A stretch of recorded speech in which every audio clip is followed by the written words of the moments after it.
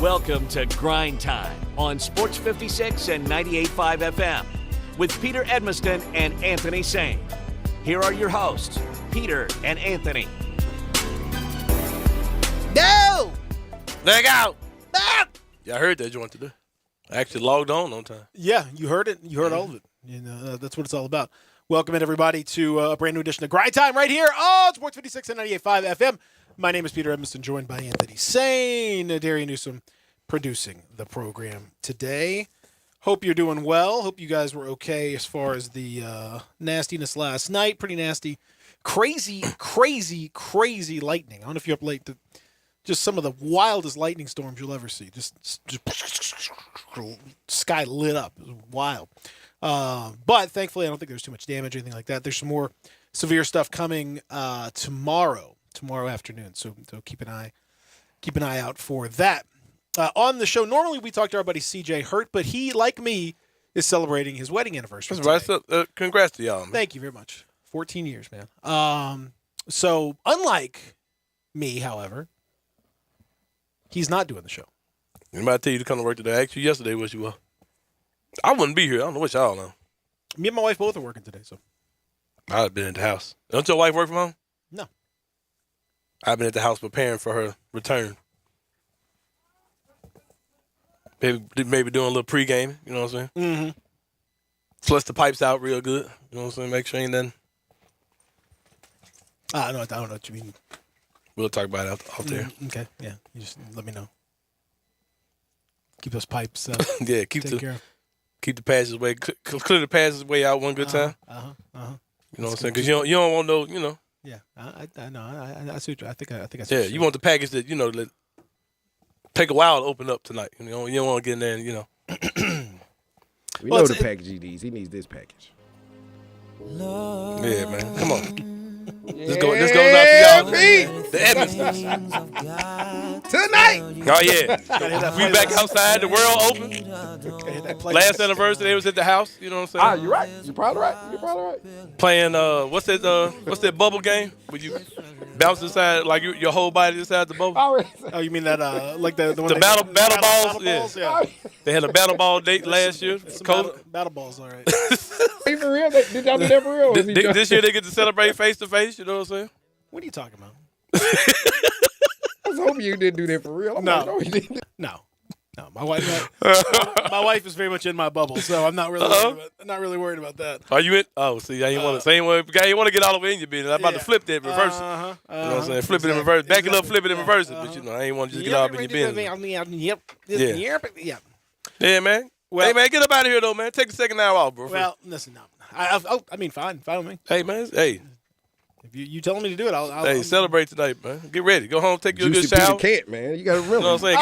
Get your beard trimmed up. You know what I'm saying? Man, we already did. We actually pretty low key on this stuff, but how many years you say this? 14. Next year for 15, y'all need to do something crazy. We got some plans. Get up out of here, man. We got some, but we normally don't. I mean, it's normally not too crazy. I brought her flowers today at work. Look at that. I knew you were smooth, man. Yeah, of course. You know, took good care of her.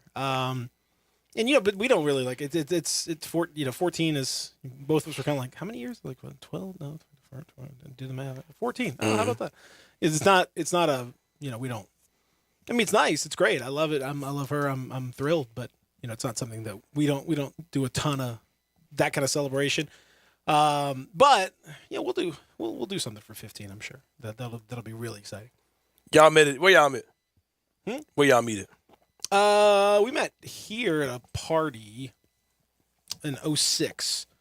A friend of mine had a little get together, and you know, I put the moves on her, and next thing you know, was she claiming she was from out of town, but you damn near thought you met her on beer? I really suckered her in because this party. I was actually one of the. You can probably count the number of times on, you know, two hands and two sets of feet that I wear like suit and tie. You know, I'm not. Okay. But I looked real smooth. Okay. Can find using Curtis Givens. Yeah, right. all black affair. Yeah, I was ready to roll, and so yeah, I really fooled her because she thought she was getting somebody else. Yeah, man. But it was too late because she was already enraptured by my charm and caught up in the mojo and stuff. debonair style. So at that point, it was too late for her. Oh yeah. unfortunately. She was lost in the sauce. So that's what happens sometimes. You just got to get her in there. It's got to get. So she thought you was one of them suit in the booty type. Oh yeah, she thought I was like, who's this smooth guy? So this was what year this was? This was 2006. So that was around the time when because you went through like you had a massive weight loss thing. That was before that. So you was real smooth with the suit. Oh, okay. That was before that. Yeah. Oh yeah, you got it there. Yeah, how you had your hair? You had your hair like slick back a little bit. A pimp it was name. shorter. It was shorter. Yeah, it was a lot shorter. It was a lot shorter. Yeah. Yeah, with the baby curls. She couldn't stand a chance. Yeah. No, she had no chance. It was that picture on the website I showed you. It wasn't that. You never seen that version of Peter. Peter lost a lot of weight at one time. Yeah. It was crazy. It was over for. But anyway, so that was that. That was that on that, and then got married about a year and a half later. Got married, and then there you go. So how did she feel when you told her she had to disconnect? When you gotta cut your locations off on your phone. Man, that's the most wonderful thing of all about all this stuff is I have absolute. So hold on, one more thing, Peter. I hate to just dwell out into your personal life. That's all right. All right, so how does your wife deal with the fact that if you say, "So, baby, are you thinking about me?" So, how do you just lie to your wife like that, knowing that you can't think about her? You've been lying to your wife all this time. What is that? So were you thinking about me today? First of all, she doesn't ask that question. She never asked that question. Okay. Because she doesn't. That doesn't occur to her that would. She feels it. She feels the same.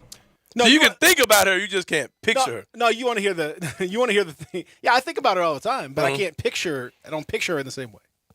It's a different kind of thing. But you're the one who talks about the third eye and. I ain't into all that. I mean, I'm not a third eye guy. No, but I'm gonna tell you. I joke about it. I'm gonna tell you this. Now I'm gonna tell you this for real though. This is for real. Mm-hmm. Okay, because I just found out about this, so I'm gonna share this with everybody because it's kind of fun. We've always talked about how there's some people in this world you have connection with, and you can't explain it. You just have a connection. Like it just you can call it soulmate. You can call it sometimes it's with friends. You just have this connect. You just know. You just kind of know energy. Mm-hmm. You just kind of feel. You, brother, yeah. I've always talked about that. Where I do think that we have people. You can tell when somebody walks into a room and they have a certain energy. Yeah. You know what I mean? Like somebody walks in the party and the party goes up or the party goes down, and and I think that's a real emanation of energy. I think somebody's actually emanating that energy. I don't think that's just I think people pick up on that. Mm-hmm. And I don't think we can detect it. I don't think we have but that doesn't mean it's not there. We couldn't detect a lot of things for a long time before we had microscopes. That didn't mean that those things weren't there. I think it's the same thing it's true with this. But I bring this up because, I've never, we don't do a lot of the typical, romantic type, prototype stuff like that. We don't really do a ton of that stuff. I mean, sometimes we do, but for the most part, it's not really like that. Mm-hmm. But it's like wings and fries. We don't go on dates. Like we go. Yeah, exactly right. Yeah, we go. I mean, we go. It's pretty low key. Like we went to go get some lunch yesterday, and that was kind of our our thing because we knew we both had to work and we have all this stuff going on. So we just don't do it. We'll do it from time to time, but not that much. So I had the thought a while ago. I was like, I need to bring her flowers at work. Like I've never really done that before. Man, like a pimp. Never really done that before. I just kind of had that thought.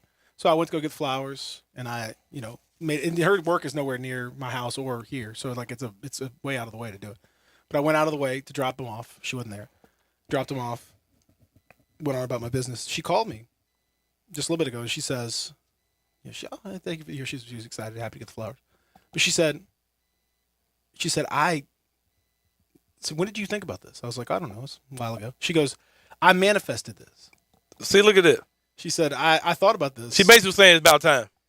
No, she was saying, she said, like, this is something I really want. And she just kind of thought about it, like, this would be cool. Mm-hmm. And then I randomly have that thought, which I've never had that before in my life. I believe in that type of stuff. You can't tell me that's not a thing. Yeah, I believe in it. You can't tell me that's not a thing. So it was really cool. So I definitely believe in manifesting. I'm still kind of shaken by that because that's kind of a wild revelation, I had one at one time that got off the team, you know what I'm saying? And I said, I need her back on the team. I just kind of manifested it. Okay. She just popped back on the team. There you go. Hey, I feel you, bro. I feel you. Sometimes you put that stuff out there. Yeah. Energy is, I'm not gonna turn to Kyrie Irving on you all this. but I just feel kind of sagey in this. It does. It does. Like you kind of. Yeah, it is smells some sage in there. Yeah. Man, speaking of which, every Saturday when I go to do soccer matches, right there at the corner, right there outside of what is it? It's like right out, across from Peabody Place on Third. Is that Third? Third and like you talking about a restaurant? No. Oh. It's a bunch of dudes just outside having what appears to be sort of a half church service, but it's a bunch of guys like dressed in the purple. Yeah. Yeah. They're burning sage. Oh, those guys are Hebrew Israelites. Yeah. That's it, right. Yeah. And so I walk by. It's every time it's awkward because it's like the white man is the devil, and I'm like, I'm walking through the service. I'm like, well, I feel bad about this. They have the largest speakerphone in America. Oh yeah, and it's like, come on, baby. There you go. White man, the white devil. No, it really is. Every time I walk by, it's white devils. The white man said, I'm like, is this because I'm walking by, or is this just am I just catching the wrong time, or is this do I stop? You, sir. Do I stop and like apologize, or do I like what do I? Right. I was working I gotta play a part in this, or what do I do here? It's a weird. I was working a community event for United Way one time. Working for United Way for this Halloween thing they did. Really big. It's a big deal. Something they do every year. It's like hundreds of kids out there, parents.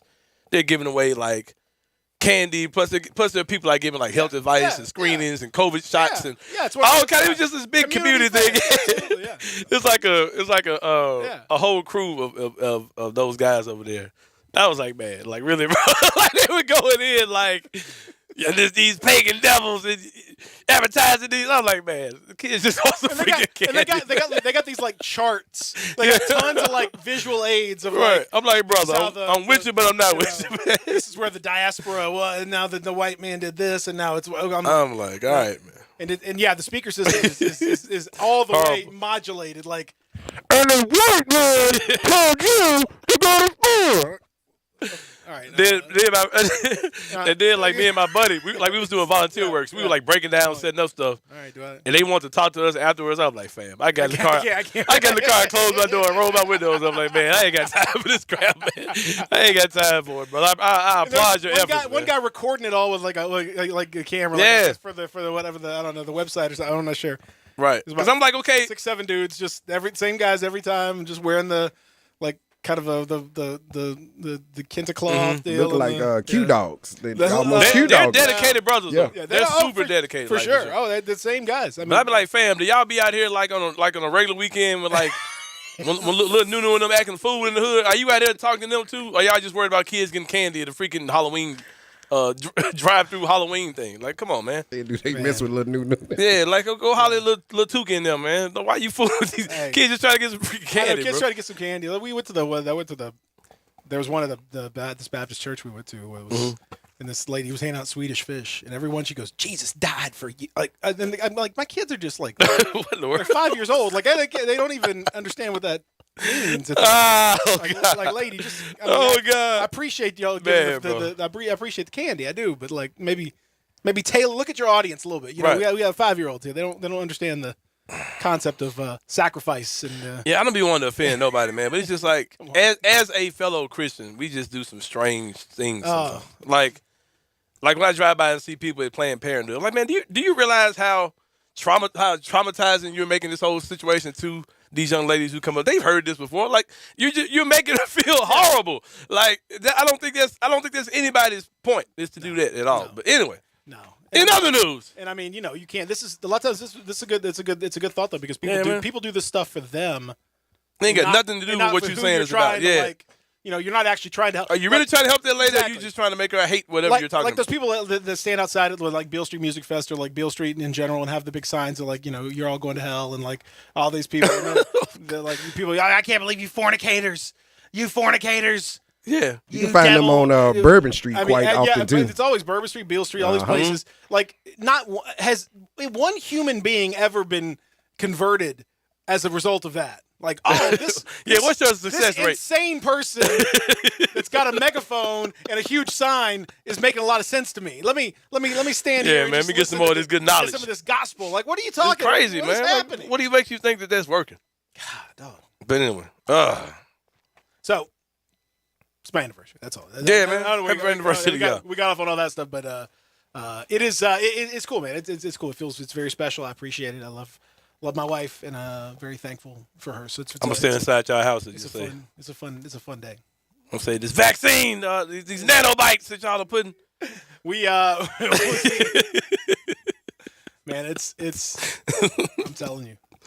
Oh, man, I got. There's so many situations I don't know the etiquette for. All right, on the show today, we would like I said, we would talk to CJ, but he's celebrating his anniversary as well. We wish him all the best as he, understandably, April 12th. Is that when Peter got married? Yeah, that's a good day. I think I'm gonna go ahead and get married on that day. Yeah, man. Maybe just trying to be like you. Yeah, that's okay. Hey, I appreciate that. CJ, obviously. How long have they been married for? Learning from the best. It's been 10 years? No, I don't think it's been that long. 7, 6 or 7, maybe. I don't know. Somewhere in there. I want to get married again. I think. Okay. I don't think I'll ever get married again. I'm big on probability. The numbers ain't in my favor. Nah, man, you're good. I don't know. Poor Gabe. What do you mean, poor Gabe? I ain't gonna lie, bro. Like He's got 2 parents that care, love him, take good care of him. I think he's just gonna always see his dad single. I don't think he'll ever see me married. Why you say that? I just the chances that it happening is just not good, bro.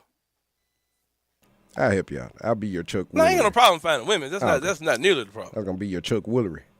It's just like, bro, when you're 40 years old and you're trying to date someone that's older or your age or whatever, it's like you got your stuff, she got your stuff. Bringing them two together ain't the easiest thing in the world. It's like that's a young man's game, in my opinion. Like when you try to do that at this age, it's not the easiest thing to do. Bro. I mean, it's different though. It's different. Yeah. It's different. It's more of a business arrangement. Yeah, that's what I'm saying. It's like merging corporations. Like you don't. 40 Exactly. dresser. Everybody's got your own, but I mean, you still do corporate mergers. It happens. It's not like It just ain't easy. It's not easy. When you broke, I'm broke. You ain't got no kids. You ain't got no debt. When you 21, 22, get married. Yeah, that's true. Hey, it's a lot easier, bro. You go hang out on Beale Street all night and wake No, up. I the next I day. mean, like you got your kids, I got mine, and Hey, man, it's I'm hard, man. I'm not It's hard. saying it's easy, but it's definitely out there. You The odds are not in my manifest it, favor. man. Come on, manifest it. That's what you want. Manifest it. Put it out there. I guess I did. Put it out there, man. Anthony Sane looking to settle down, ladies and gentlemen. I ain't say all Anthony that. Sane out there, he's looking to settle down. He's looking for a nice lady out there that's Buy him a drink when you see him out there. Hey, buy your boy a drink. Be liberated. It's That's what- 2022. Don't go by the years a old. lady in the streets and a freak in the sheets There is you what he's go. looking for. And maybe you can find her. I don't know. Hey, that's all There right. you go. Praying hands on OnlyFans. Anything in between. Anthony Watson. Anthony Watson. But yeah, I don't see it. But hey, who knows? It's never going to happen if you don't believe it. You got to believe it to achieve it, my man. Everyone knows that. There you go. Get it out Read there. to achieve. Get out there. Read it. achieve it. Get a pizza party. And A pizza. get all up in it. So to speak. Anyway, so here on the in the program, we've got a lot to discuss with our friend Steven Johnson, who's going to join us in hour number 2. We'll talk to Steven about the latest with the University of Memphis, some recruiting information out there. The Tigers team kind of sort of hovering around, waiting for the other shoe to drop when it comes to the IRP and all that. We'll talk to him about where things stand with the Tigers. Also, speaking of FedEx Forum, Grizzlies obviously are going to be starting Saturday afternoon in the playoffs, but some news coming out about the team's lease situation. Jeff Calkins, Daily Memphian, reporting about a compromise reached to make sure that the Grizzlies are good to go through 2029, and then that there is optimism beyond that. That's when the lease actually runs out between the Grizzlies and the city of Memphis and Shelby County. But there's optimism following that there will be no issue in terms of staying in Memphis, and that'll have to be renegotiated, and I'm sure they'll have to up the stakes. You want to talk about, that's when building renovations come into play. That's when maybe even, dare I say, a new building. I guess that's possible. Mm-hmm. We've gone through plenty of buildings, but maybe there's another one, or maybe there's a massive renovation of FedEx Forum. That's certainly possible. I hope it is. Pacers, the Pacers plowed a whole bunch of Indiana, and the city of Indianapolis plowed a whole bunch of money in to keep the Pacers 2-3 years ago. So, Nashville's right now, state of Tennessee's doing stuff with the Titans, going to plow much money into that. I'm not saying that's the proper use of public funding. In my mind, it really isn't. But again, that's the precedent that's been set. So that's, if you want to play games, you want to play with the big boys, then that's kind of what you have to do. So I think that they'll find a compromise. There's no motivation for anybody at this point to do anything else, and for at least the next 7 years, it's all taken care of. We'll certainly discuss that. We'll talk about the playing games tonight, including the one that is of most interest to the Grizzlies, because they'll figure out who they're going to play after tonight between the Minnesota Timberwolves and the LA Clippers. That's the nightcap of the doubleheader tonight with Cleveland and Brooklyn coming your way first over on the east side. We'll talk about that. We'll also talk about the latest fallout from the Lakers, including Russell Westbrook's continuing delusion and a couple of names in the coaching front that are astonishing. We'll get into that. Also, some of the fallout from the Washington Commanders, who just a few hours ago got some more information, apparently, that has been shared with Congress, detailing an alleged scheme to bilk people out of $5 million worth of season ticket holder payments, in addition to moving money around to avoid having to pay revenue sharing to the NFL. Some pretty nasty stuff from a pretty nasty guy. Yo, guys. Pretty nasty, terrible organization. I take no claim for those guys. I mean, the team, obviously, I've been a fan of since I was a kid, but I can't take any claim for the front office. And I definitely don't take any claim for the accountants. I hope not. That ain't my group. That ain't my group at all. So there you go. But anyway, no CJ today on the program. But we'll talk to Steven coming up. You can join us as well in the AutoZone listener line, 901-360-8255, 901-360-8255. Get in the zone, AutoZone.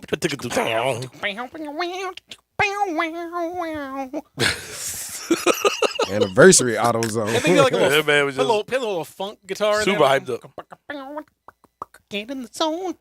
You can play a little funk, a little bass, a couple of boom, boom, boom kind of thing. Yeah, all right. We can make that happen.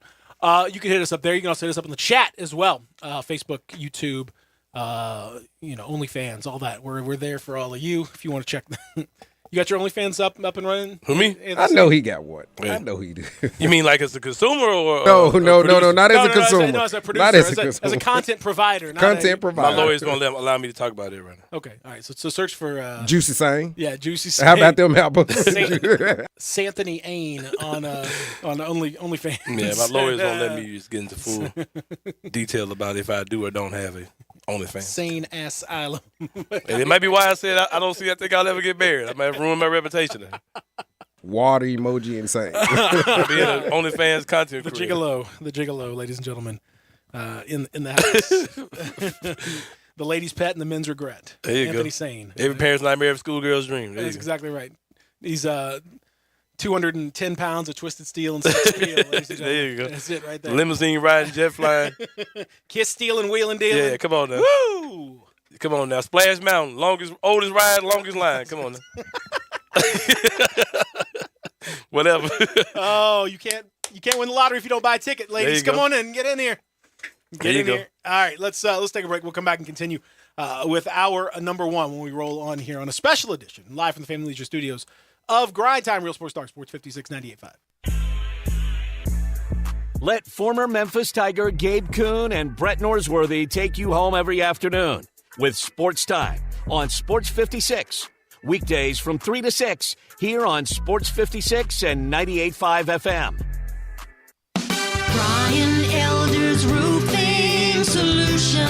If you have damage to your home and have your insurance carrier involved, you need a great contractor. You also need a team that has seen claims of all shapes and sizes, residential or commercial. After our inspection, we'll share our findings and give you our professional opinion. Some people say you get what you pay for. However, our opinion is free. Trust the name you can depend on, like the tens of thousands of families Brian and I have served over the past 20 years here in the Mid-South. Brian Elder Roofing. We'll measure your roof from outer space and share our team's experience for your property and claim. Repair repaired roofs, replacement roofs, big roofs, tiny roofs, insurance roofs, flat roofs, TPO roofs, asphalt roofs, tile roofs, slate roofs, metal roofs. If your roof needs some love, call me. 901-867-0303 for Brian Elder Roofing and Contracting. Call 867-0303. Brian Elder's Roofing Solutions. Have you ever wondered what's inside your air ducts? Hi, this is Lauren Choate with Choate's Air Conditioning, Heating, and Plumbing. If you are one of many who suffers from bad allergies, especially in the Mid-South, and would like to improve the indoor air quality of your home, then Choate's Air Duct Cleaning could be a solution for you and your family. Air duct cleaning has been proven to help people with allergies and other respiratory issues by removing buildup of debris from your home's air supply. Air duct cleaning will also help eliminate dust from building up in your house. Therefore, you don't have to dust as much either. And air duct cleaning is also shown to help improve the performance of your air conditioning and heating system. Choate's is the name you can trust for all your indoor air quality needs. So call Choate's today at 755-4797 or visit our website at choateshvac.com to schedule a free video inspection to help you breathe a little easier. And remember, Choate's, let our family serve your family. Hi, my name is Takia, and a little thing that I love about the Smokehouse Barbecue Bacon Sandwich is when I take a bite, it's the perfect blend from the bacon to the cheese. It's perfection. Hey, I'm Katora, and a little thing I love about the Chick-fil-A mac and cheese is it kind of melts in your mouth, so you know it's creamy, cheesy, and delicious. This gooey mac makes me cheese every time. Order dinner delivered on the Chick-fil-A app today. Delivery fee and other restrictions apply. Real guests paid for their testimonials. Get in zone, AutoZone. Welcome to AutoZone. What are you working on today? If your lights seem dim, it's probably time to change them. We can help you do the job right. If you do decide to change your lights, we've got reliable replacement lights waiting for you. We've even got headlight restoration kits that can have your existing lights shining brighter.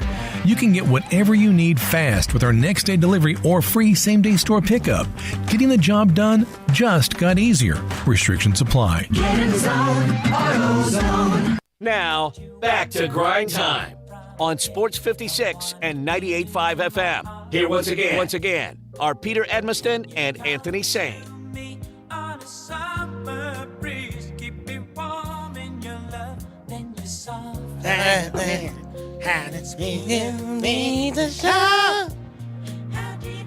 deep is your love? How deep is your love?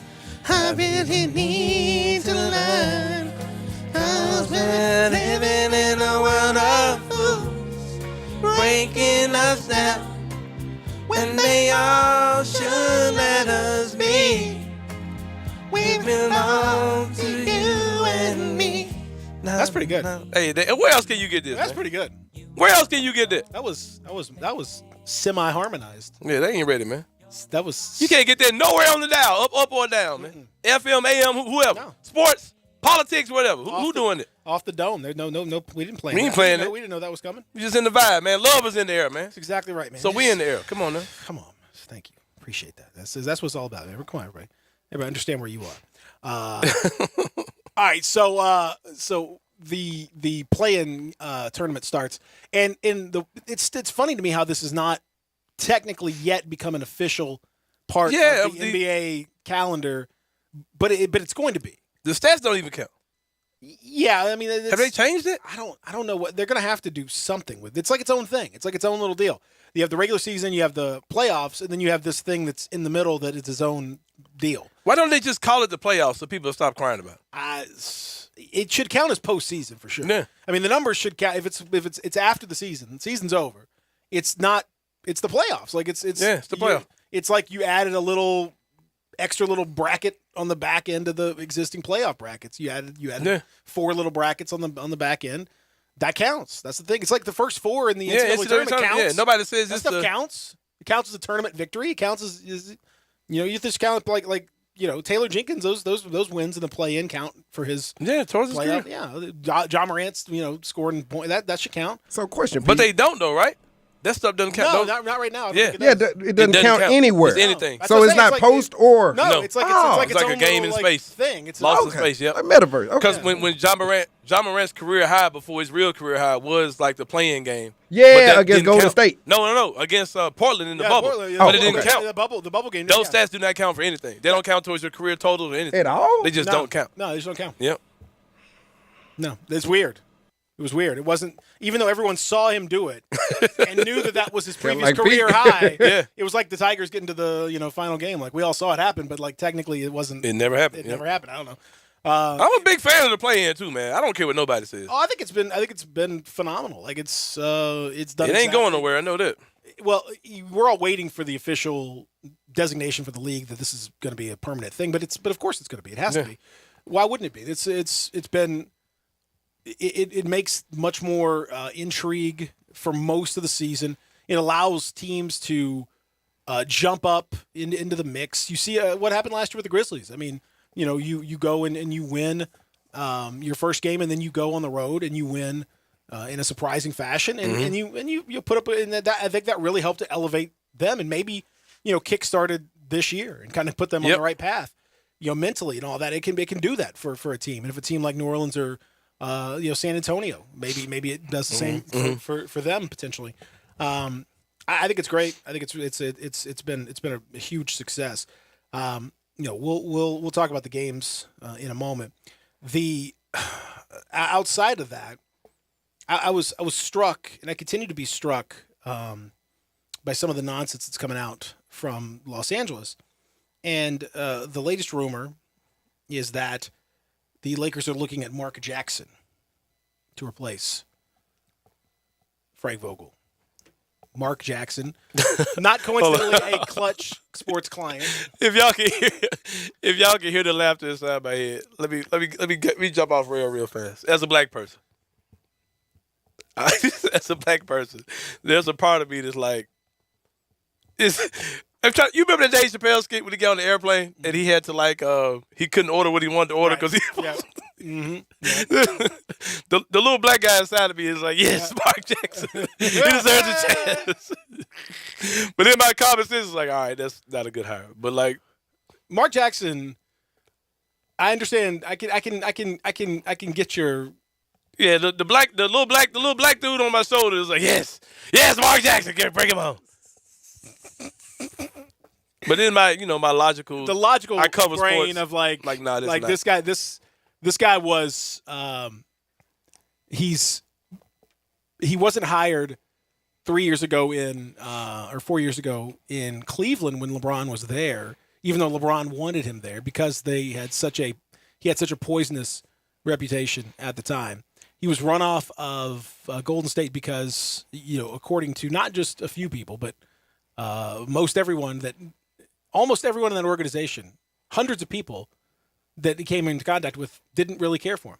Some people actively hated him. Yeah. Some people just didn't really like him. But he rubbed everyone the wrong way. Everyone the wrong way. And this is a guy that has, poisoned locker rooms as a player towards the end of his career in Utah. Very notably poisoning that relationship with John Stockton and that Jazz team towards when he was 38. I mean, like he's always been a political kind of guy, a guy who's had his own indiscretions off the court, and now has famously turned over his life to Christ and is now a minister. At one point, Anthony saying, while he was coaching Steph Curry, and Steph Curry had an injured ankle. At one point, he administered healing oils to Steph Curry's ankle. I'm not joking. In a religious service, you make it be compromised to me in my beliefs at one time. You compromise my black side, my faith side. It's hard for me to talk bad about Mark Jackson, man. He said he put oil on Steph Curry's ankle, and then had him run around. You got a problem with supernatural healing and jump around to demonstrate the healing power. But you got a problem with supernatural healing, yes or no? Well, I just think maybe Anthony Davis. This sounds like a really good perfect coach then. It sounds like perfect. Get that oil. Get that oil out. Let's get that money house blessing. Let's get some money ligament blessing. What do we got? Ligament knee blessing. What do we got? Hey, bro, I'm not gonna let you sit there and mock my faith or my race, bro. You ain't mocking my race, but I'm not mocking your race. I just feel entitled I'm mocking. I feel obligated to I'm mocking defend Mark portions Jackson. of that situation. Defend him then. Go for it. I don't have much. Hey, AD would come back with 30 and 10 though, right? That's what we're talking AD's like, about. I've never felt better. Yeah, I've 30 never and felt 10. better. My joints, it feels like, I'm like a new man. This is Kind of like on it's winning amazing. time. Man. What did Yeah. Kareem tell him? Oh. 30 and Woo. 10, regardless of what you Woo. do. 30 and 10. It's baby. incredible. I just feel my knees are like I feel like a kid again. This is wild. Well, Peter, I will say this. Joints are You know, I used to work lubricated with and moving. This is you know, I used to work with kids. Mm-hmm. And one of my kids, she had graduated at this point, and she was like, "Mr. Sane, you seen that stuff that happened with Mark Jackson?" I was like, "Yeah, I seen it," because she knew I was at that time. I was like blogging for 3 Shades, I think. Right. And she's like, "You know that stuff that happened with Mark Jackson?" I said, "Yeah." She said, "You know I'm about to tell you." I said, "What?" "Man, my daddy was the pimp that served that man." I was like, "What?" She was like, "Yeah, my daddy was the pimp that solicited, that set up the whole thing, man. They blackmailed that man." I was like, "Yeah, welcome to Memphis." Only in Memphis. Do you know the kid whose dad was the big pimp that set up the whole thing? She was like, "Yeah, man, my dad." Oh man. Well, and then irrespective of that stuff off the court, then on the court, style wise, I don't know what he's going to bring to the table.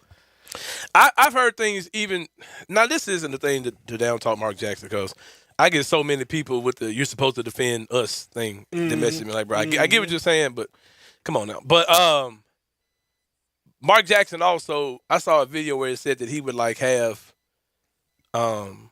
they would have days that were like practice days or team meetings, and he didn't show up because he had church that day. And I'm like, bro, come on, man. You're obligated to do a job. Like, no, your faith. There shouldn't be any bleed over either way. Like, your job shouldn't interfere with your faith, and your faith shouldn't interfere with your job either. Like, it has to go both ways. It said it was like times where he would like kind of condemn people to hell, and like we talked about. It's crazy how the shows came full circle. The stuff we were talking about at the beginning of the show, like this is relevant to sports now. Like they said, he would like condemn people that were homosexual or doing whatever they were doing, and then you're out here buying prostitutes in Memphis. You know what I mean? Like, you can't. I heard he just burned a lot of bridges. You know what I mean? I heard he made a lot of people feel uncomfortable. You just have to be kind of smart the way that you go about doing things with your faith. And Mark Jackson didn't really have a grasp on it. Plus, the game has kind of passed him by. I might be wrong, but I've always thought that guys like Lionel Hollins, they represent a older style of coaching that just doesn't work that way anymore. And it worked at the time with that young group of Golden State Warriors guys. Just like Lionel Hollins worked here with a young bunch of Grizzlies players that he had to take from boys to men and give them that tough love and get them ready. But I just don't think he's there anymore. You know what I mean?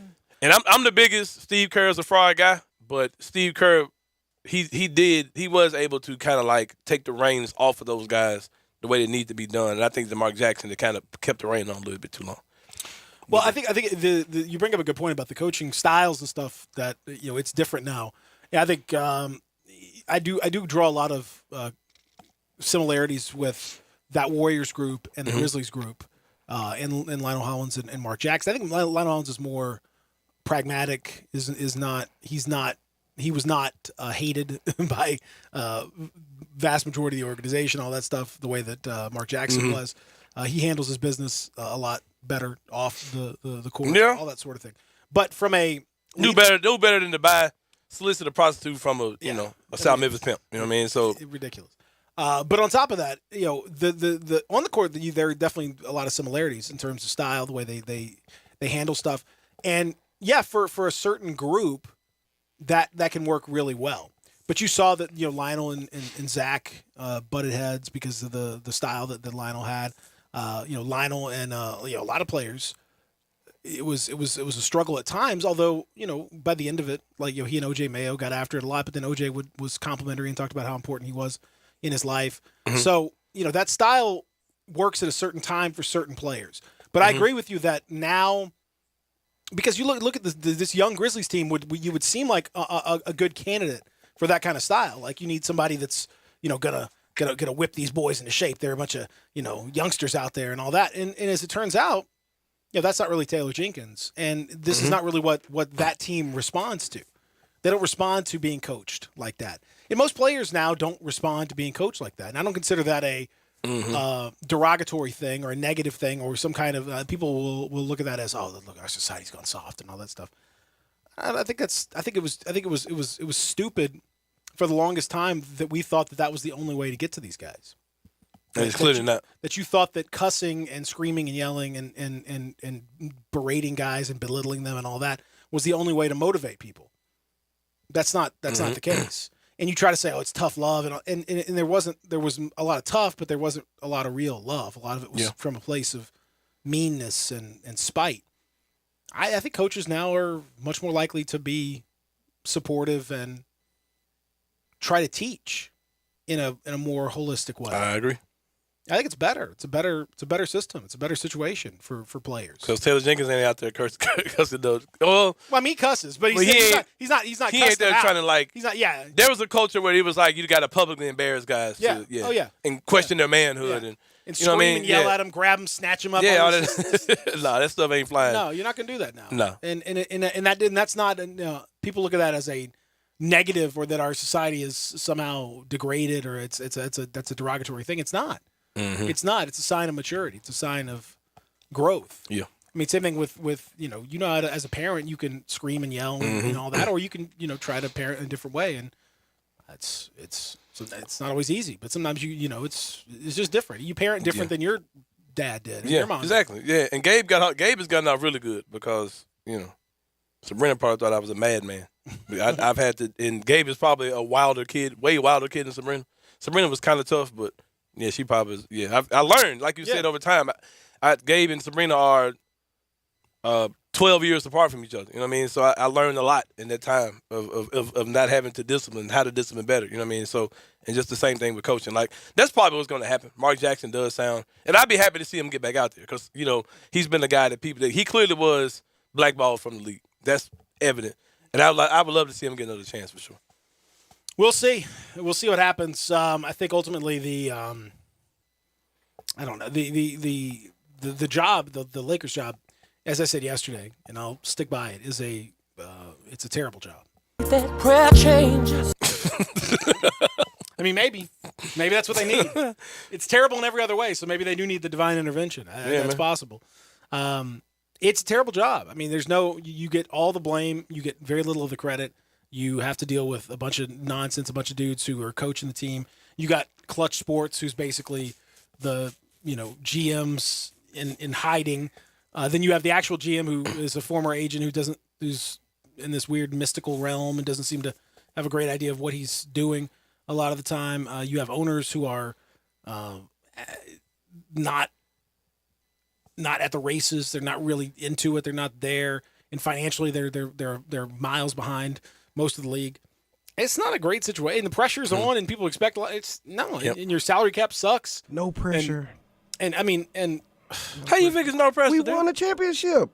What are you talking about? It's okay for us to suck for a sec. Let us regroup. All you're talking about is pressure. That's why everything was a disaster this year. Regroup, I promise. And Russell Westbrook, making comments yesterday about how he expects triple doubles from himself, and that he doesn't know why Frank Vogel didn't like him, and meanwhile Frank Vogel was the only guy that was defending him all year.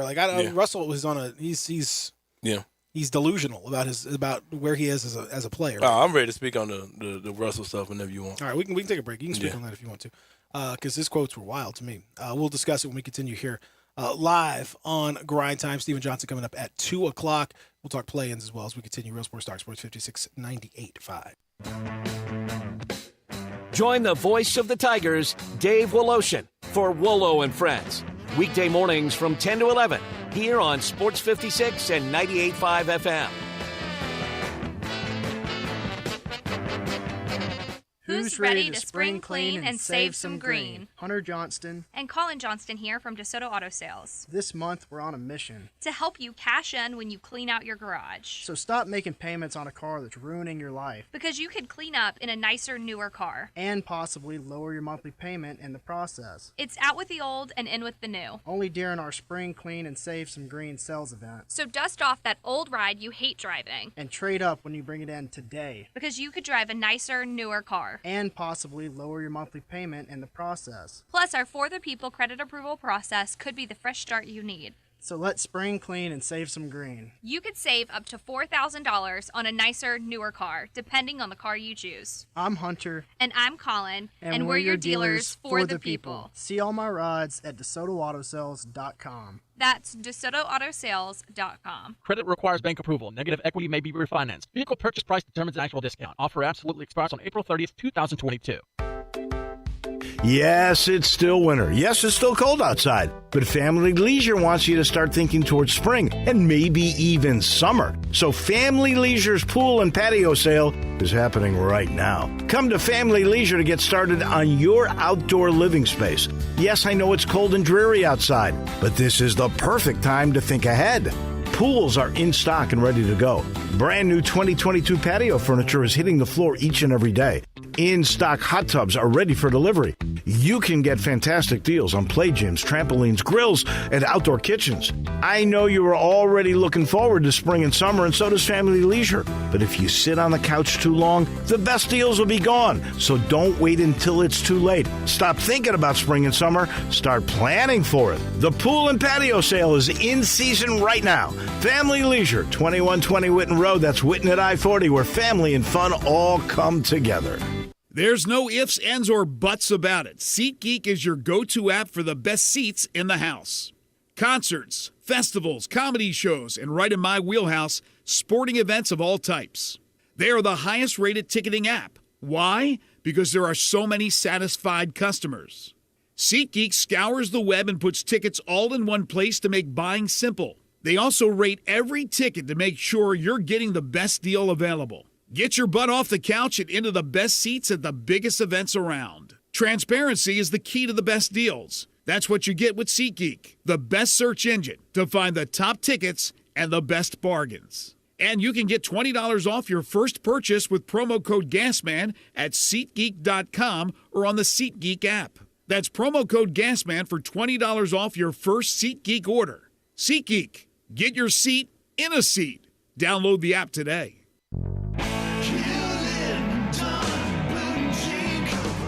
Hewlett & Dunn Boot and Clothing Company, we have it all. From handmade Amish leather belts, fine and casual clothing, boots, casual boots, work boots, fancy boots, and even safety-toed boots. Lots of cowboy hats to choose from, even Nebo lights, Orco hard coolers, good-looking duck head dress shirts, duck head caps, shorts, and pants. Tons of jeans from Ariat, Wrangler, Devil Dog, and Kimes Ranch jeans. At Hewlett & Dunn, we have a great selection of Old South t-shirts and caps, fine clothing from dress to casual to Sunday best. Enjoy choosing from UFO's orthopedic-approved shoes. Hewlett & Dunn Boot and Clothing Company. Boots of every size, every color, every skin. Great quality Western, work, and safety toe boots. Hewlett & Dunn Boots and Clothing Company. 111 North Center Street, Collierville. Hewlett & Dunn. Hewlett & Dunn, serving you and your family since 1961. Now, back to Grind Time on Sports 56 and 98.5 FM. Here once again, are Peter Edmiston and Anthony Sane. Come on. Come on. Come on, come on. All right. We're going to talk this Russell Westbrook delusion in a little bit. Also, interesting, we are on the eve, of course, of the playoffs this weekend. It's a great song, by the way. I like that. I really want you, baby. That's where your G Unit stole that from. I got you. Hey, it's love today. If you ain't noticed, I'm giving you love today, man. Shout out to the Emerson family. Appreciate that, man. That's beautiful. Where your kids going to be tonight, man? At the house. I told you we're not doing anything Man, special. it's bad. God. Man, send your kids with me, man. They can come over there with me and Gabe, man. I appreciate that. Taco Tuesday. It's Taekwondo Tuesday, though. Taekwondo Taco Tuesday. Taekwondo Taco. Hey, we ain't even doing nothing, bro. You for sure could drop them off. Man, we got this covered, man. Man, you got to be in there making some noise in that thing. What you talking about? You got this covered. It's anniversary. You got to be moving some furniture. Man, what? No, I'm just saying. You supposed to be bouncing around that junk like on Baby Boy, like. I'm just saying. Not everything is, not everything has to happen on the actual anniversary. I get you, sir. Yeah. You gonna save it for the Man, weekend. said like on Baby Boy. Man, you got to remind your wife. You know what I'm saying? You got to drink some Kool-Aid in the Yeah, front man. Have us some man. Peter lights sitting on the side of the bed, man. Okay. Go ahead, bro. All right, man. Hey. I got you. I appreciate it. I hate to tell a grown man what he need to be doing. So I gonna give Peter a assault charge tonight. Because I hate when people try to tell me what I'm like. Shut up, man. 42 years old. Anyway, go ahead. The Mavs begin their series with Utah, and it sounds like Luka Doncic, pictured coming out of a hospital yesterday, limping in his pimp, hopping basically. Yeah. And Jason Kidd earlier today, just about an hour ago, said that Luka's in great spirits, quote unquote, but has not said anything about whether he can practice or whether he's going to be able to play on Saturday's game. It's the one that precedes the very first game of the playoffs. Mm-hmm. It's the one right before the Grizzlies game. That's a major thing. Yeah, man. That ain't good at all. And I've been right up to my man. I wish the Grizzlies had went full blown the whole time. You can't avoid injuries. Like, yeah, I'm kind of glad we said everybody now because that Luka thing is not. That's not a good. That was look, last weekend. I mean, last weekend of the year. Last game of the year. Yeah. And you just got to get through it. And he's he's in trouble there. On top of that, I mean, you can't put the cart before the horse. Mm-hmm. But if you look at the Grizzlies' playoff run, remember the last time they made the Western Conference Finals, it was aided by some injuries. Mm-hmm. Mm-hmm. And, if they can get through whoever, whether it's the Clippers or the T-Wolves, you get through that series, you're facing either a Utah team that is, I think, very beatable for you, or potentially a Mavs team that might have a no Luka or a diminished Luka. You on the right side of the bracket? Yeah. I thought we get the Golden State. 2-7-3. Or are they 4-5? That's 4-5. I thought they were 3-6. Oh, never mind. 3-6 Mafia. Hold on, let me see. I thought I might be wrong my own self. Don't. I know. I've been looking at the thing, but I didn't look at the bracket. You're right. We get to 3-6. Yeah. Dallas is 4-5. Okay. All right. Dallas, Utah is 4-5. We get 3-6 regardless. So that's a major thing for them. And if you look at how the playoffs can turn on stuff like that. Yep. You look at how a team, man, it happened to the Grizzlies. Obviously, back when they were making their run in 2015. The Warriors. You look at that was Mike Conley's face injury. Tony Allen's thigh injury made a huge difference. You look at other teams. Look at Chris Paul and the Rockets. When they were up 3-2 on the Warriors. Yep. And just had to win one of those games, and Chris Paul gets hurt, and he misses game 6 and 7. They lose those games. You look at the Raptors. When they won their championship, KD tears his Achilles. After trying to come back. Injuries make a huge difference, and and obviously the Mavericks, they're not. Oh, they crap without Luka. Without Luka, it ain't gonna work. It ain't gonna work for them without Luka. And the same thing is true, with the Warriors. I mean, the Warriors, they've without Steph Curry, they've been. And we don't know Steph's situation. We don't know Steph's situation either. And obviously the Nuggets have dealt with injuries all year. They haven't had a full group the entire season. So that's just kind of how it works for them. Let's hear a couple things from Russell Westbrook yesterday during his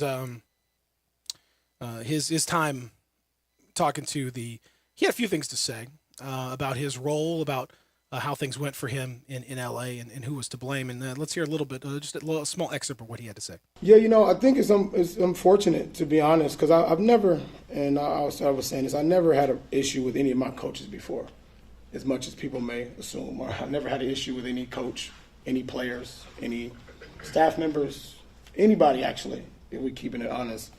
And from the moment I got here, and you guys don't know this, but it was actually Frank's and his wife's anniversary, and I actually sent him a bottle of champagne and stuff to his hotel room, which he didn't know anything about, because it's a nice thing to do, nice gesture. I'm coming to the team. Congratulations to you guys, and that's just the type of person I am. I don't do it for anything back in return, but that's just something that I felt was the right thing to do.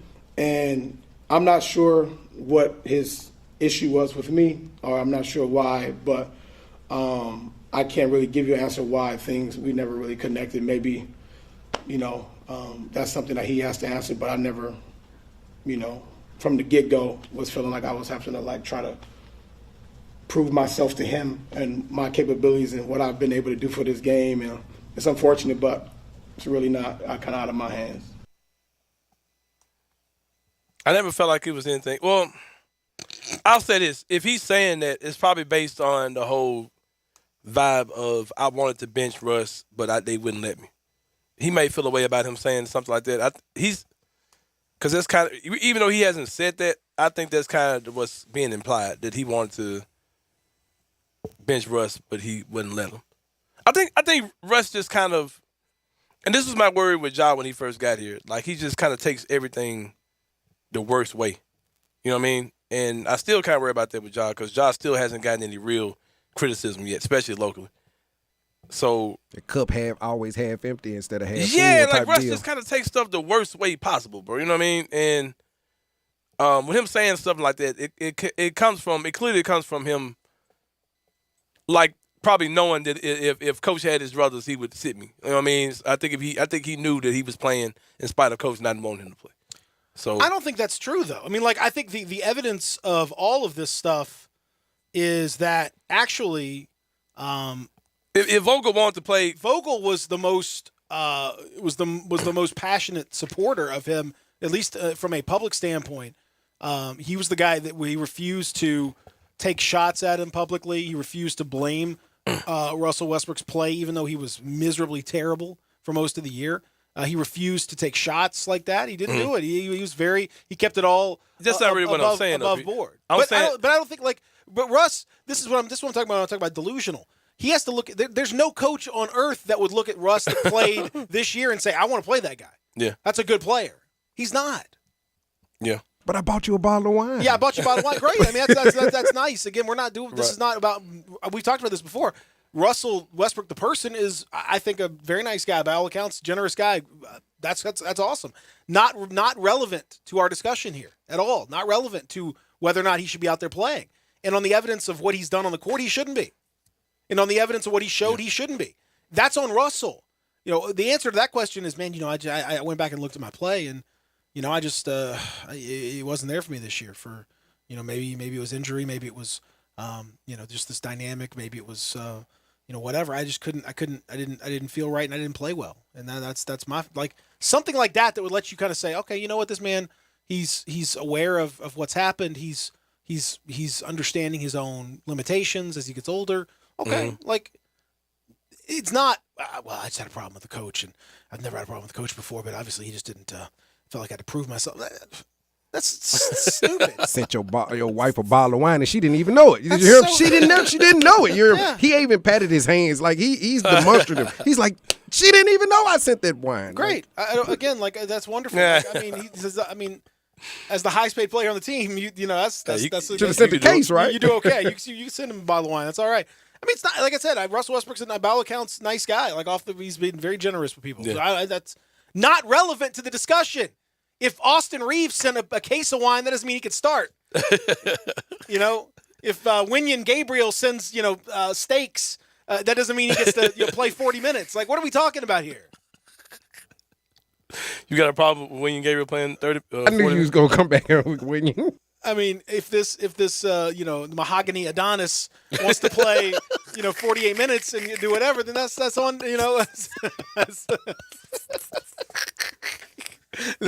oh man, that's where it is. You gonna waste perfectly black skin sit on the bench? Yeah, just sit on the bench. I mean, come on, man. That's not right. Can't do that at all. I mean, you're taking that away from the people. Forget about your own team. So I don't know.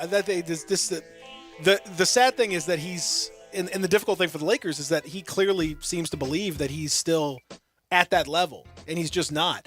And I would encourage him to go watch Vince Carter towards the end of his career. And Vince Carter here in Memphis, who was very graceful about how he had slipped, and he wasn't the player that he was, and he didn't think of himself as half man, half amazing, because that wasn't him anymore. He could still dunk and he could still do some stuff every now and then, but he wasn't that guy. And instead, he focused on being a mentor and saying, you know what, I don't mind coming off the bench, and I don't mind helping these guys out, and I don't mind playing a supporting role. It was tremendous to watch, and even stick around with the Hawks for. I mean, like, he just showed how to gracefully ease away from the spotlight.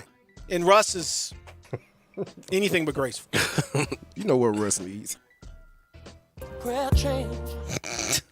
Mark Jackson, there you go. You might have the perfect coach. Hey, that's what I'm saying. The perfect coach, man. Hour number 2 on the way. We're going to talk to Steven Johnson when we come back.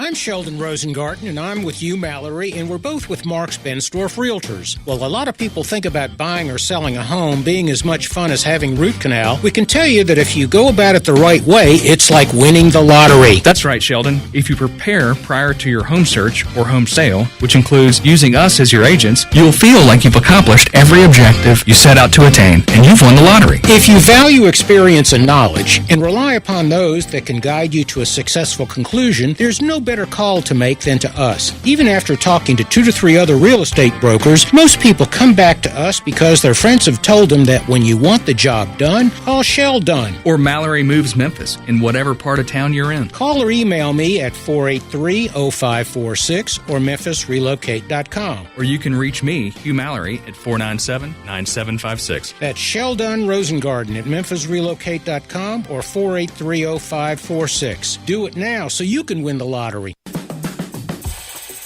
Kelley Blue Book is the one-stop shop for pricing, fixing, selling, and instant cash offering. Instant Cash Offer is exactly what it sounds like. An official offer to buy or trade your car. Just enter your VIN or license plate, answer a few questions about your car's history, and what kind of condition it's in. In minutes, you'll receive an offer to sell or trade your car that you can be sure is fair. Then choose a dealer to purchase your car and schedule a time to meet. For all of the its, KBB.com. Every year in April, Central Barbecue celebrates our anniversary, and this April is even more special because it's the 20th anniversary. That's right, it's been 20 years since Central Barbecue opened its first location on Central Avenue, and since then, 3 more locations here in Memphis have opened, making it possible for you to celebrate the 20th anniversary wherever you live in Memphis. Join us at any Central Barbecue, downtown, Summer, Poplar, or the original location on Central for anniversary food specials and Memphis-made drink specials. Think about it. Next year, Central Barbecue will be old enough to drink. We are Sports 56, WHBQ Memphis, and W253DF Memphis. Flynn Broadcasting Stations. Oh, yeah. Now, back to grind time on Sports 56 and 98.5 FM. Here once again, are Peter Edmiston and Anthony Sane. Mm-hmm.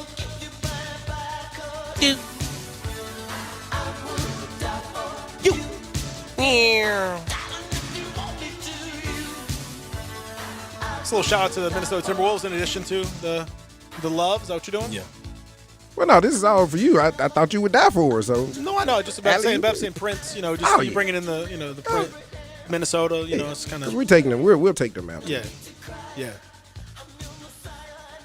Hour number 2 is here, live in the Family Leisure Studios. My anniversary day. Anthony Sane, Peter Edmiston with you. I was going to get y'all a bottle of champagne. Well, you got to clap your hands with it. All right, Russ. I want you to think I was trying to Russ Westbrook you. No, that's fine. You want to give me one? I'll take a bottle of champagne even if you want. Whatever. What about Champipple? Yeah, that's fine. I got some more audio I got to find to send you too, man. Because Calipari out here running off at the mouth too. I'll take some whatever you guys want to send me. I'll take it.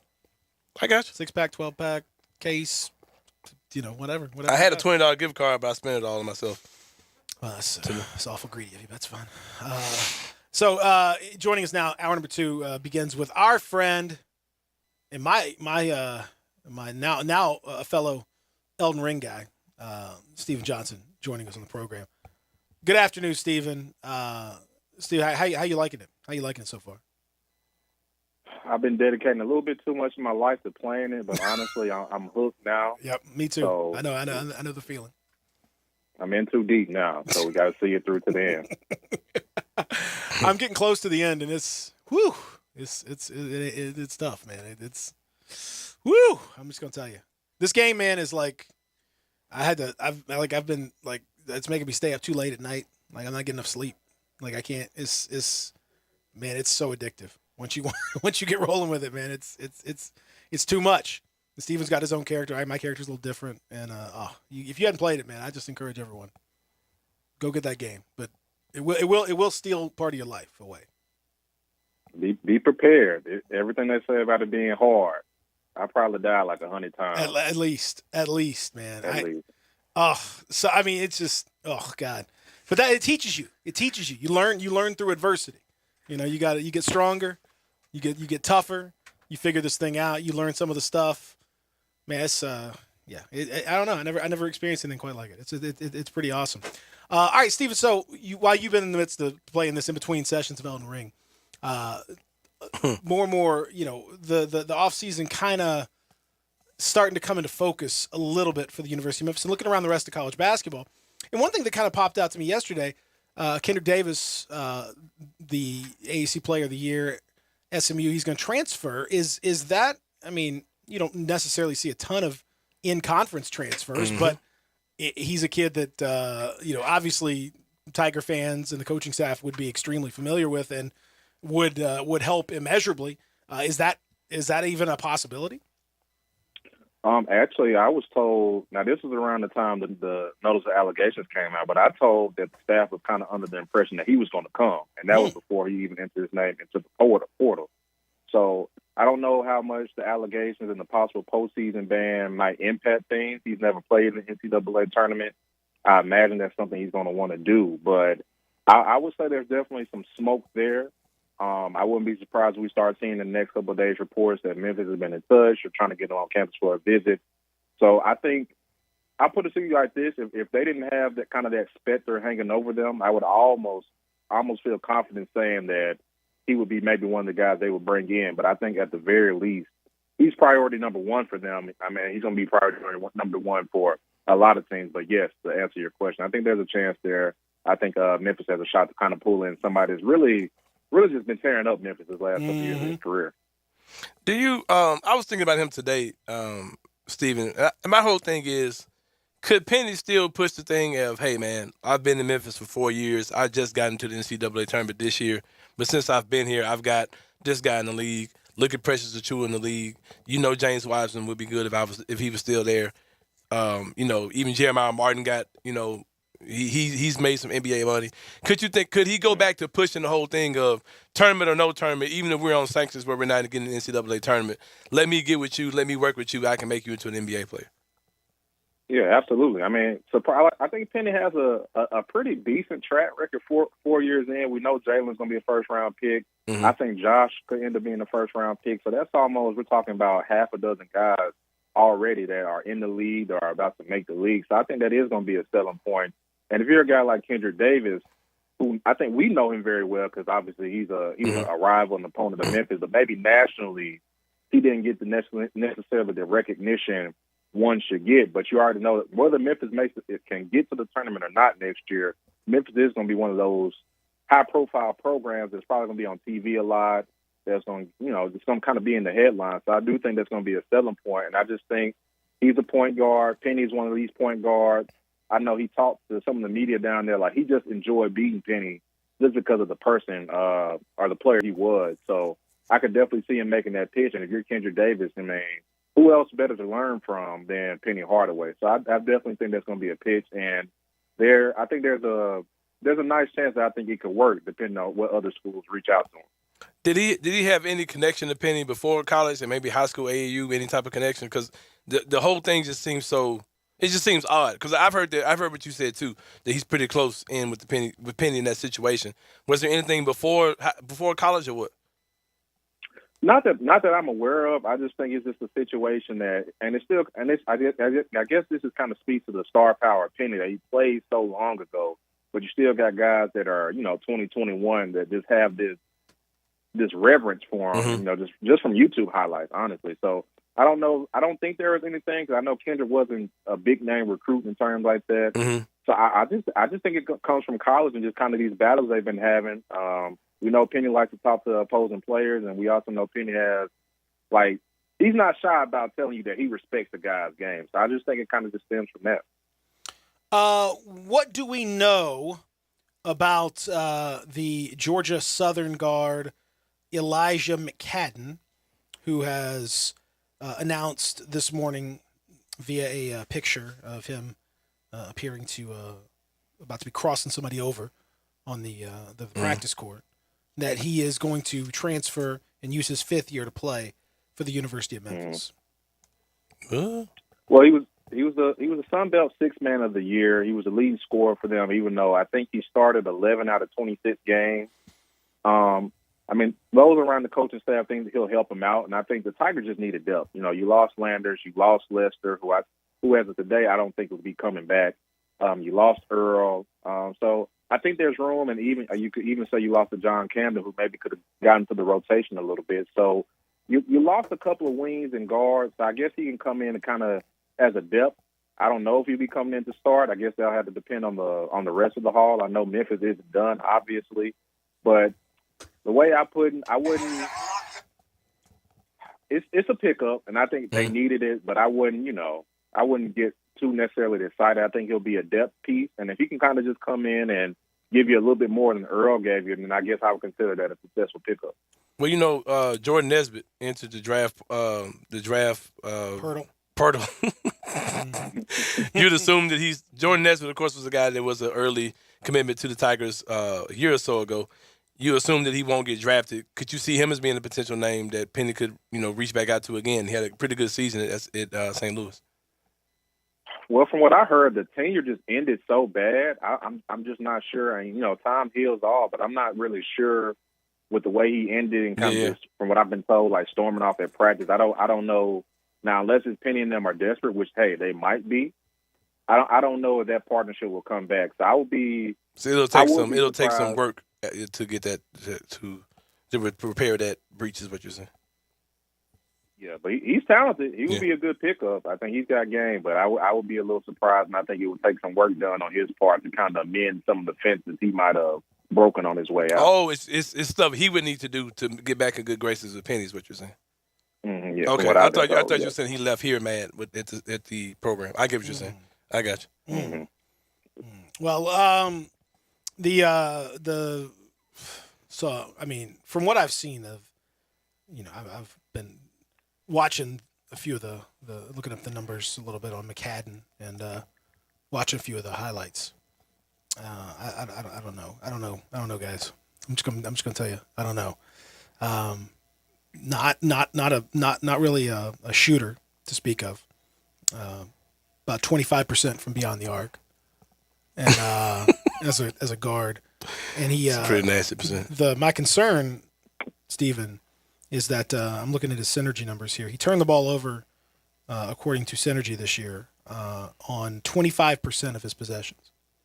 Hey, that sounds like a Tiger to me. That seems a little too on brand for me when it comes to the Tigers. Now watch some of these possessions, and a lot of them is him and the ball handler just kind of dribbling into some stuff and just kind of flinging it around and just it's very reminiscent of the bad Tigers. I'll put it that way. Some we've seen. I don't know. This is color me a little bit dubious of this unless we see some major improvement on this end. I don't know.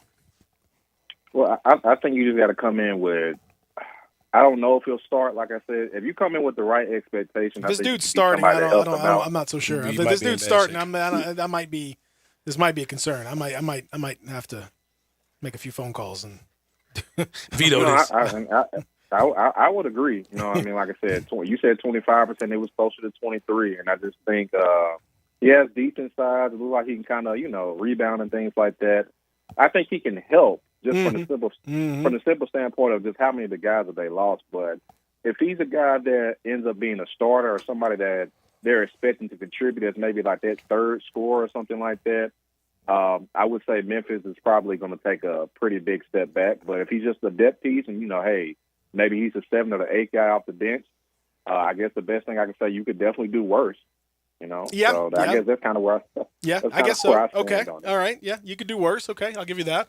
I assume are we just like we got about a week or so until the deadline, like a week and a half until the deadline for guys to announce that they're entering the NBA draft. I assume that Jalen Duren it's just a matter of time, right? I mean, he hasn't announced yet, but a few other guys haven't announced either.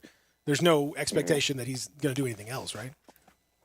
Yeah, that's correct. The thing I actually heard was a while ago, he was still kind of sorting through his options in terms of who he wanted to represent him in the draft. So I think that just might kind of be the holdup. But look, man, you're a top 10 pick. Memphis might not make the tournament. As much as he loves Penny and playing for Memphis, I think it would be a shock to even Memphis if he came back. So I'm still expecting him to declare. And like you said, a number of top guys. I don't think Chet declared. I don't know if Paolo's declared yet. So I don't think so. I just think it's just a matter of when, not if, at this point. One of the other things that you also pointed out in one of your recent pieces on the Daily Memphian, check out Steven's work on the Daily Memphian. It's definitely worth subscribing for. And I click through and I read it as always. And you talked about the Memphis, the fact now that because of the way that things have kind of played out, there's a whole bunch of Memphis kids right now that are kind of making up a big chunk of this roster. If people that want the local kids to be represented, I mean, you're going to have, DeAndre Williams will be, I'm sure he'll be around for his, 26-year-old season. You got Elijah McCadden and whoever else, comes in at this point. But, you've got Alex Lomax, Tyler Harris, Lawson's, Dandridge, Jaden, of course, and then even to Darius Jacobs. All these guys are locals, maybe others to come, who knows. Is that going to comprise like a big chunk of things next year? Is it going to be kind of a, maybe with all of the turmoil and stuff, kind of getting back to a local flavor?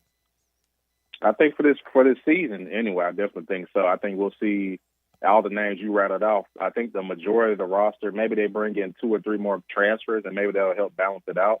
But I do think this is going to be a roster featuring a lot of Memphis kids as of today.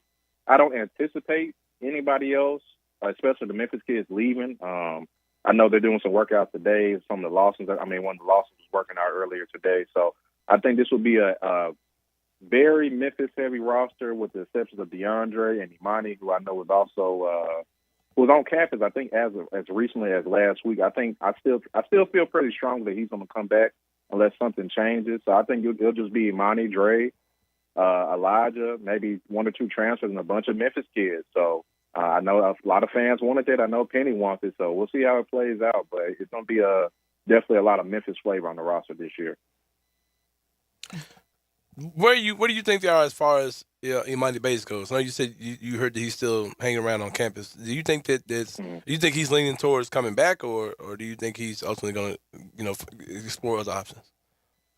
I think he's leaning towards coming back. I think just for him, I think the best when you lay out all the options. Let's run it through right quick. I can come back to Memphis, who if there is some type of postseason ban, where the biggest thing for Penny might be at that point, besides winning games, is just to develop me, help me get back to the league. On another end, I could go to the G League and kind of, that's a bit of a gamble, play against older guys, play against other draft picks that are stronger, older, and things like that. Or I could try my hand and maybe go to Australia or something like that, which is just, I just think when you lay out all the options, and especially the fact that he hasn't made a decision just yet, whether to transfer or into the draft, I just think the best option would be come back to Memphis. It'll be Dre and him as maybe like the 1 and 2 scoring option, and just see what could happen after you've been in the weight room for a year. We saw mentally that he was kind of taking strides and becoming a smarter player by the time the season ended. So I just think the best option for him and his camp, his father told me, is his decision. And he's been frequent at campus. So I think as of today that he would come back and kind of see if he can kind of be the star of the team and kind of get back in the good grace of some of the NBA circles that maybe his stock kind of fell low with. It's it's interesting to kind of see how this thing has played out because it's been so, both sides have had their momentum. Oh, he's definitely going to leave. Oh, he's definitely coming back. He's definitely going to do this. He's definitely going to do that. But the landscape has changed a little bit. I don't know if it's NIL or what, but I don't know, Stephen. It seems to me that the G League Ignite stuff isn't quite as prominent as it was a couple of years ago, and the options from a transfer standpoint aren't necessarily super appealing. You mentioned the overseas options, which again, that's not as appealing as it was either. There were those times, when you saw. Guys go overseas and do all that. that's not really what's happening now. I don't know. It seems like the climate's changed a little bit for Imani. I definitely agree, and I think for the G League in particular, all you got to point towards is Jaden Hardy, who was the guy kind of like Imani, top 3 in his class, projected top 3 pick. He goes to the G League, and some of the mocks I've been looking at, he's almost dropped to maybe the end of the lottery just because the G League's hard, man. Mm-hmm. The G League's hard. There's less exposure. You're less on TV and things like that, but you're going up against even tougher competition. So I would agree with that. You know, I think there's still going to be some kids that end up going, you know, maybe your grades on all that, or maybe you just can't turn down the opportunity to make 6 figures. But I think NIL will kind of balance that out. And like I said with Imani, I just think when you look at all your options, you know, and I think the fact that Penny really played him in the NCAA tournament, I don't know. I think that could kind of be the turning point because there was a big risk. And I think there was a big sign of faith in Imani just to even play him against Gonzaga when he missed almost, a month or so of hooping. So I think NIL's kind of changed the tone of everything, and I think everything right now looks like he's trending to coming back as of today. When you look at guys like like you're trying to bring in these other guards, how much do you think that the ALO hasn't announced whether he's coming or going? How much do you think that could affect recruiting, and what do you think ALO ends up doing? I think it depends on who they bring in. You know, I do think ALO will use his extra year to play somewhere. And I wouldn't be surprised if he came back to Memphis. No, he came out the bench for a couple games this year, so we know he's not opposed to it. But I think it's just a situation of if I got one more year, I want to play. So Penny brings in, let's say you bring in the Kendrick Davis, you bring in the kid from Bradley, who they're top 10 with, and maybe another big. I think ALO's gonna have to look and decide. Am I going to be okay being, you know, along with Tyler? Am I going to be okay with being the 4th guard or things like that? So I think he'll have a decision to make, and I think just like he has a decision to make, I know other players, a guy like Kendrick Davis probably won't be worried about it because he's starting if he comes here, point-blank period, whether he's in ALO's spot or beside him. But some of these other guys that maybe don't have that same skill or same recognition, they gotta consider, is Penny going to give me the opportunity to be that starting point guard, or am I going to have to play the shooting guard or just come off the bench? So I definitely think that plays a role in it. But the fact ALO kind of signed the NIL deal with the 901 fund, I think it would still be a bit of a surprise if he left, unless Penny just, you know, brings in 2 or 3 more guards, and then it's just a situation where he might not play. So I think he's going to come back unless just Penny just completely reshapes the backcourt. Well, we will see. They're going to keep you busy. When you're not playing Elden Ring, I know you're going to be writing about all this stuff, and obviously at any point in time too, the ruling could come down, and the Tigers could figure out exactly what they're facing as a result of all of the IARP stuff. So keep yourself occupied, my friend, and we'll talk to you soon, like next week. All right, Peter. I'll hit you in about 10 minutes for some tips on how to get out this damn couch. Keep texting me, man. We're working together on this thing. It takes a village. We got to knock this thing out. Yeah, we've been texting back. We've been making this thing. Yeah, I heard y'all been saying. Been taking care of it. You got to do that. This game, you need help. You can't just. It's not. You can't do it by yourself. There's no way. We appreciate it. Stephen Johnson joining us. We'll come back. We'll talk about the play-ins tonight and find out what happens from here as we continue live from the Family Leisure Studios. Real Sports Talk, Sports 56.98.5. Start your day with Sports 56 Mornings with Greg Gaston and Eli Savoy. Weekday mornings from 7 to 10, right here on Sports 56 and 98.5 FM. Welcome to Triumph Auto Sales, where you'll have a great car buying experience. Triumph Auto Sales is your #1 source of quality pre-owned vehicles ranging from lease returns to new car trades, all at huge savings. Plus, Triumph has a full array of financing options to meet your needs. Find your next car online at triumphautosales.com or stop in today at 4875 Elmore Road. Triumph Auto Sales will help you get the vehicle you want at the price you need and the service you deserve. For a great car and a great experience from a local and family-owned business, visit Triumph Auto Sales. DQ presents. Picture this. You stand before the awe-inspiring new signature stack burger menu at DQ and your mouth wonders, where have you been all my life? That's 5 taste bud tempting cheeseburgers with 100% real seasoned beef. You peek at the loaded A1 stack burger with 2 premium sauces. Then the flamethrower stack burger with tongue-tingling jalapeno bacon. Then you realize moments like these are exactly why we have the DQ signature stack burger menu.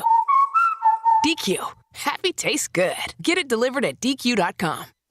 Visit Frontier Western Store today for new shirts and boots. Frontier is your top Carhartt store in the Mid-South. There's thousands of in-stock shirts and jeans. They have the classic K87 pocket tee in every color they make, including new ones just released, available small to 4X. Want new jeans? Frontier has you covered with super tough work denim by Carhartt. And you've got to check out their selection of Ariat jeans for men, women, and children. You will love how easy it is to find the size and style you need. Have you seen Frontier's remodeled world-famous boot showroom? It continues to expand. New styles by Ariat just arrived, plus plenty of stock in proven classics too. Whether you need work or dress boots, trust that Frontier is the place to come. See thousands of pairs of Ariat boots and thousands more by Dan Post, Corral, Durango, Rocky, Twisted X, and others. And Frontier's pricing is lower than online and chain stores, so you know just the local shop to visit. Frontier Western Store, 5880 Goodman Road in Olive Branch, and on the web at frontierwesternstore.com. Locally owned and operated since 1967. Now, back to Grind Time on Sports 56 and 98.5 FM. Here once again, are Peter Edmiston and Anthony Sane.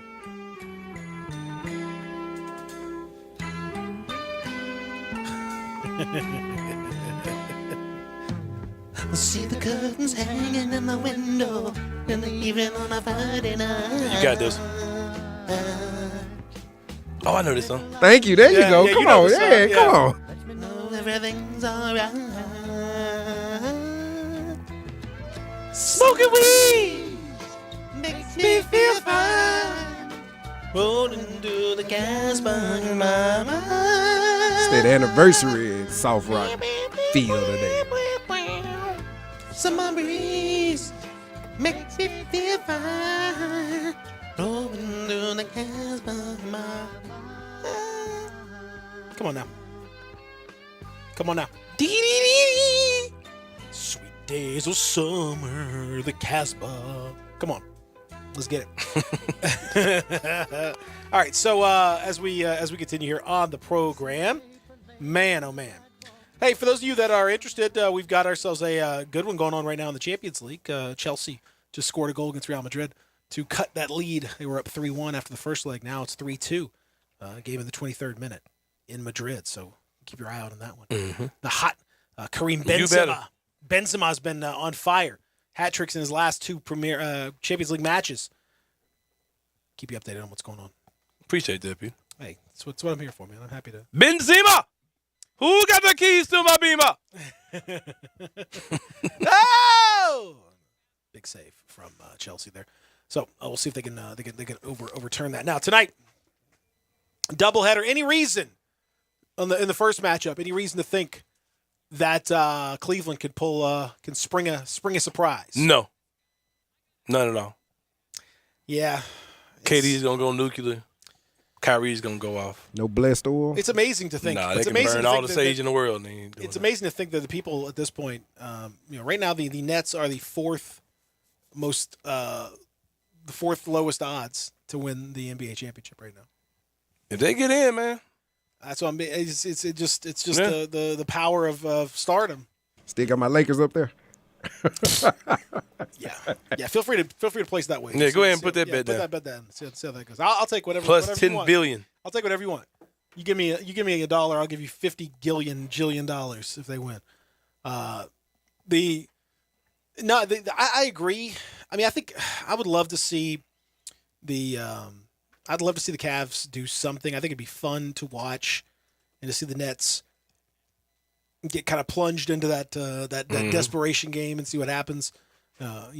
Check the coaching acumen of Steve Nash in the postseason. See how the desperation, see how it plays out. But I just, as much as I think that the Cleveland's had a really good season, and clearly they are building something nice. They're building something nice and special. They really are. And if Mobley were healthy, it would be a lot better. Yeah. But with Darius Garland, they haven't Colin Sexton. They've got Jared Allen's been phenomenal for them. Mm-hmm. So really, really smart. They're doing a lot of the same stuff that the Grizzlies have done to build a team in a smaller market. And Darius Garland making the leap that he's made has made a huge difference for them. He's kind of done a mini Ja Morant in many respects. Yeah. It's just not going to be enough. He's kind of a fake wannabe Ja as well. I mean, And he does the hair like Josh. Yeah, he's done the. He's wanna be, little wanna be vibe. Wanna be. Wanna be Like a young. Yeah, wanna be a little John Morant, but I can't.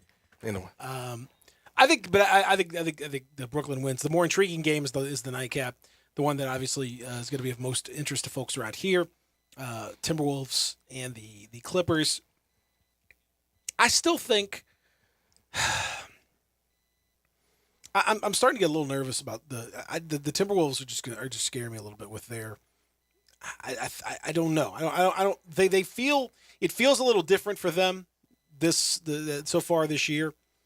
Based on what we've seen, in the last 4 months, since the turn of the year, they are the number one offense in the NBA, which is crazy, and you wouldn't necessarily think that that's the case, but they are, and that matters. It means something. They've done it for a while, and yet you just have that mentality, that thing, where I just expect them to fall apart. I just expect them to just kind of choke or just, I don't know. I need to see it. I need to see it before I believe it. Yeah, that's where I am too. From them, but I think they're gonna. Like academically in my mind, I think they're gonna win. I think they're gonna win tonight. Yeah, but I don't know. It's my mind says this, Peter. These teams that are in the 7th and 8th seed, they're there for a reason, man. Like they're not better teams because they're not better teams. Oh, for sure, for sure. You know what I mean? Like, no, I mean absolutely. I mean, you're not. There's not a team that's like sneaking in there and is so incredible, and they're just sneaking up on people and they're gonna that's not it. They're not. They haven't been sandbagging all year waiting for this opportunity to jump in and sneak up on people. That doesn't make any sense. But some guys can make. I do think the matchup. I've said this before. I think the matchup is worse in spite of the number of stars. In spite of the people that are out there, I think the matchup is worse when it comes to the whole situation with the Grizzlies having to play the Timberwolves. I think it's a worse matchup for them. I think it's a worse matchup. As constructed, yes. Because I think there's enough firepower on that team to kind of cause the Grizzlies some issues. They can run with the Grizzlies. They're going to score, and so it's going to put pressure. Make sure the Grizzlies, can shoot well. I think they provide a pretty stiff challenge for them. Word is, by the way, just coming in about Steph Curry. Steph Curry's bone bruise is healing up well and could be back to full action by this week in terms of team practices. And the team says that he is still undetermined as far as where he's going to be able to play a game 1 this weekend against the Nuggets, but he's trending in that direction. So we were talking a little bit about his situation and where things stand. Man, that's a week from now. If he ain't all right, Saint, I'm starting to believe we're gonna win the championship. I am too. I'm starting to think that because I just like the path. We about to win the championship, bro. I mean, again, even with Steph Curry this year, I know it's blasphemous to say, but this year Steph Curry is not. He ain't Curry was last year. He's not Steph Curry years past. Yeah. He's just not. He started off pretty hot though, right? Oh yeah, for sure. Yeah, he started off. He's going crazy. He looked like the MVP. He did, but again, you're talking about year over year. He's not been the same guy. This year he's not, and that's injury or fatigue or whatever it may be. He's still capable, obviously, of going crazy. Yeah. And I mean, he still scares you to death if you're out there playing against him. This guy. He can go nuclear. I mean, he's nuts. But again, this is a guy who's shooting 44% from the field this year, 38% from three. Which certainly not a bad number, but it's a number that is far and away the worst of any full season of his career. Last year he shot 42% from three. The year before that, he shot 44% from three, 42, 41, 45, 44, 45, 42, 40. And this year it's 38. Mm-hmm. That's still, like I said, that's still, especially because he takes 12 a game. So 38 on 12 attempts is great. But for him, he's a career 43% three-point shooter. Yeah. So that's a significant drop-off, for him. The same thing is true just around the rest of the floor as well. I mean, he's a guy that normally shoots, much better from twos over the last Twos and 6-7 years, and he's shooting just 52%. So that's led to a season low when it comes to his field goal percentage. It's the lowest he's ever done in his career. Lowest point total he's had in a full season in a while. Not to say you shouldn't worry about him, but just he's not quite what he was. If he was like a 10 out of 10, he's like about a 8.5, which gives you a chance. Same thing is true with Draymond. Draymond hasn't quite been, because of injury and everything else, he hasn't quite been himself. That dude. And again, the thing with the Warriors that you have to look out for is they're those main guys, Steph, Draymond, and Clay, are so experienced that they might have an extra gear. More so than any other team. They might, because they've been through so many regular seasons and all that stuff. They might be able to kind of turn it on in a way that other guys can't. But they got to rely a lot on Jordan Poole's offense. Do you trust him in a postseason situation? Maybe you do. I'm not so sure about that. Wiggins, what does he look like in these kinds of scenarios, this kind of pressure? He's been vastly improved with the Warriors. Where does he go from here? It's I think that the table is set for the Grizzlies. You've talked about it a lot, and I think you're right. There's nobody that they should fear. Yep. Yeah. I mean, not even the Suns. They shouldn't fear anybody.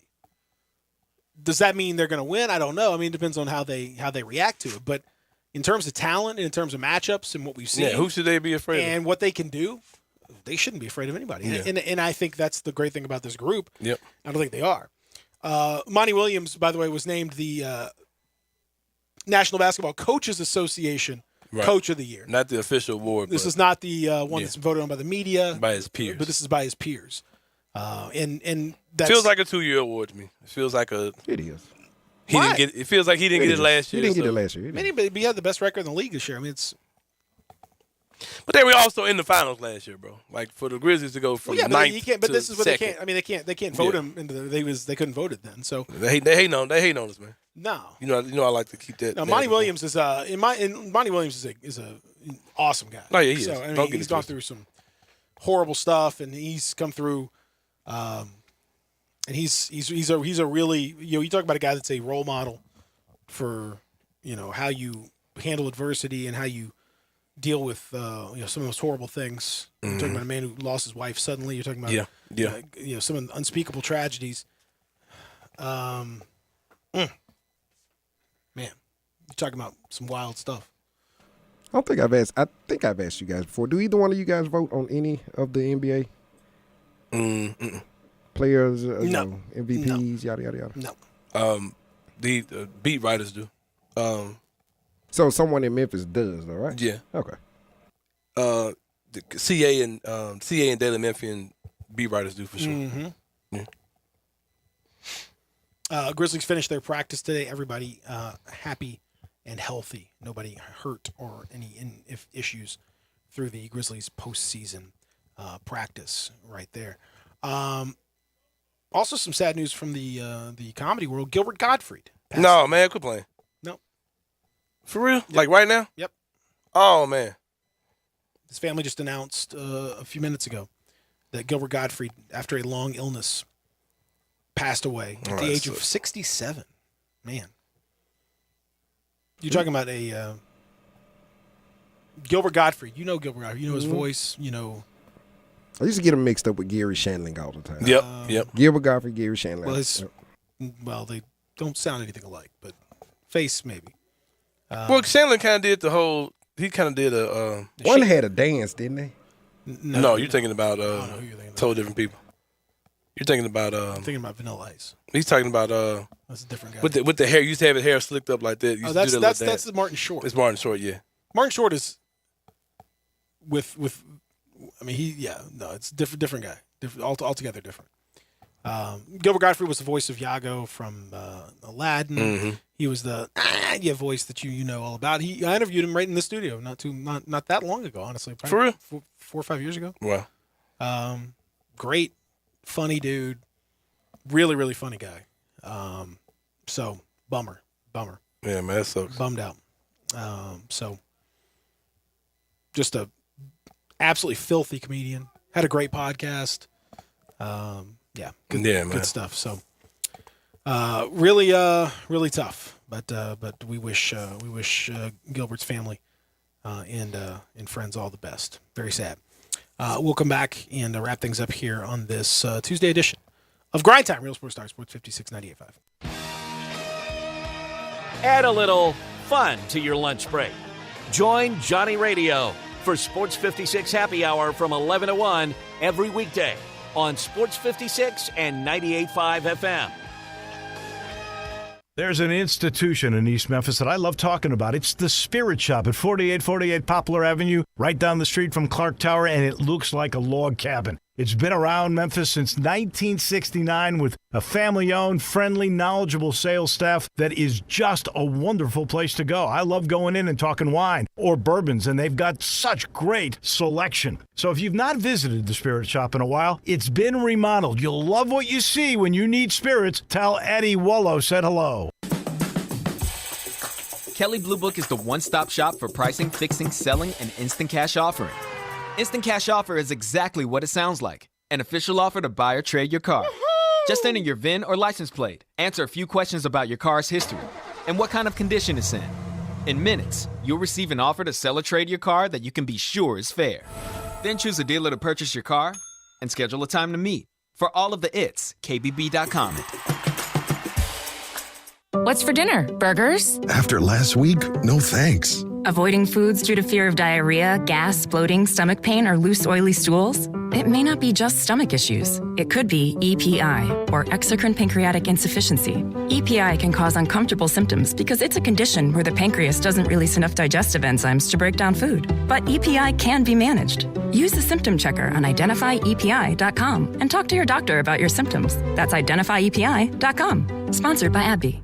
Hi, folks. Bob Burkham for Sunrise Buick GMC Truck. Lots of vehicles to choose from at Sunrise. Trucks, SUVs, certified late model used cars, and cars under $10,000. At Sunrise, we specialize in low monthly payments and secondary financing. Come on in, call, or go online to sunrisememphis.com. Schedule an appointment, select your vehicle, appraise your trade-in, arrange financing and delivery. We'll deliver right to your doorstep. All cars inspected and ready to go. Need service or body work? Bring it to Sunrise or go online to schedule an appointment. Sunrise, Covington Pike, Wolfchase, and Collierville.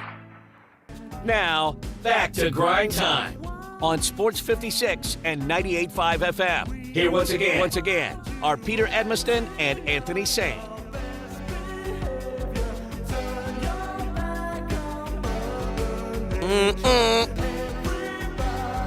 Wants to rule the world.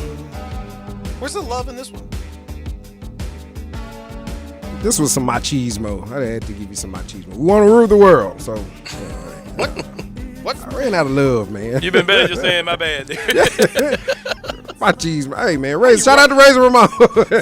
You just gave up on the thing like there's not 5 love songs? I had another, but I didn't. There's not 5 love songs out Well, there? look, I had another, but I didn't think you would think that love was soft is literally rockish. like I had a Prince one ready for you, but there's I 5 love.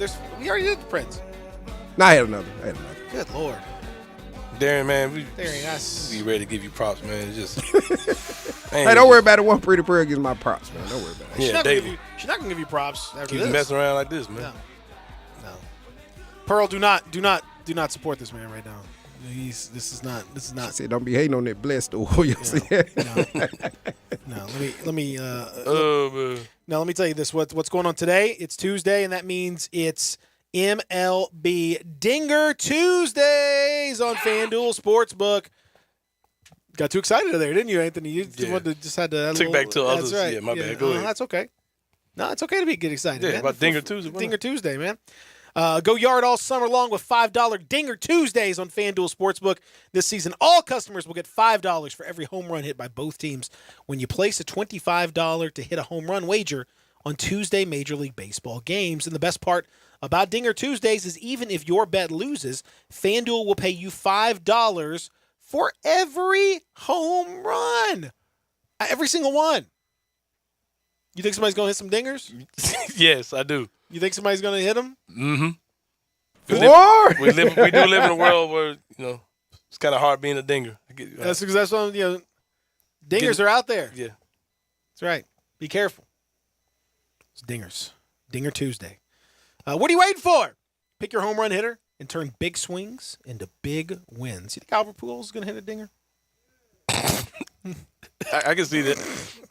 You can see that? Yep. Return tour back to St. Louis? There's no better place to bet America's pastime than on America's #1 sportsbook.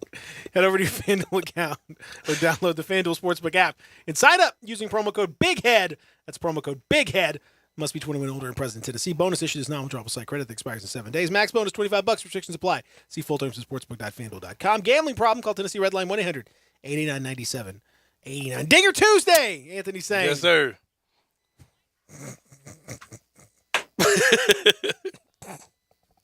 I don't think you knew what I was laughing at first. It wasn't hit you, it hit you. No, it hit me. Yeah, it hit me about halfway through. I was like, oh, I remember that. Yeah.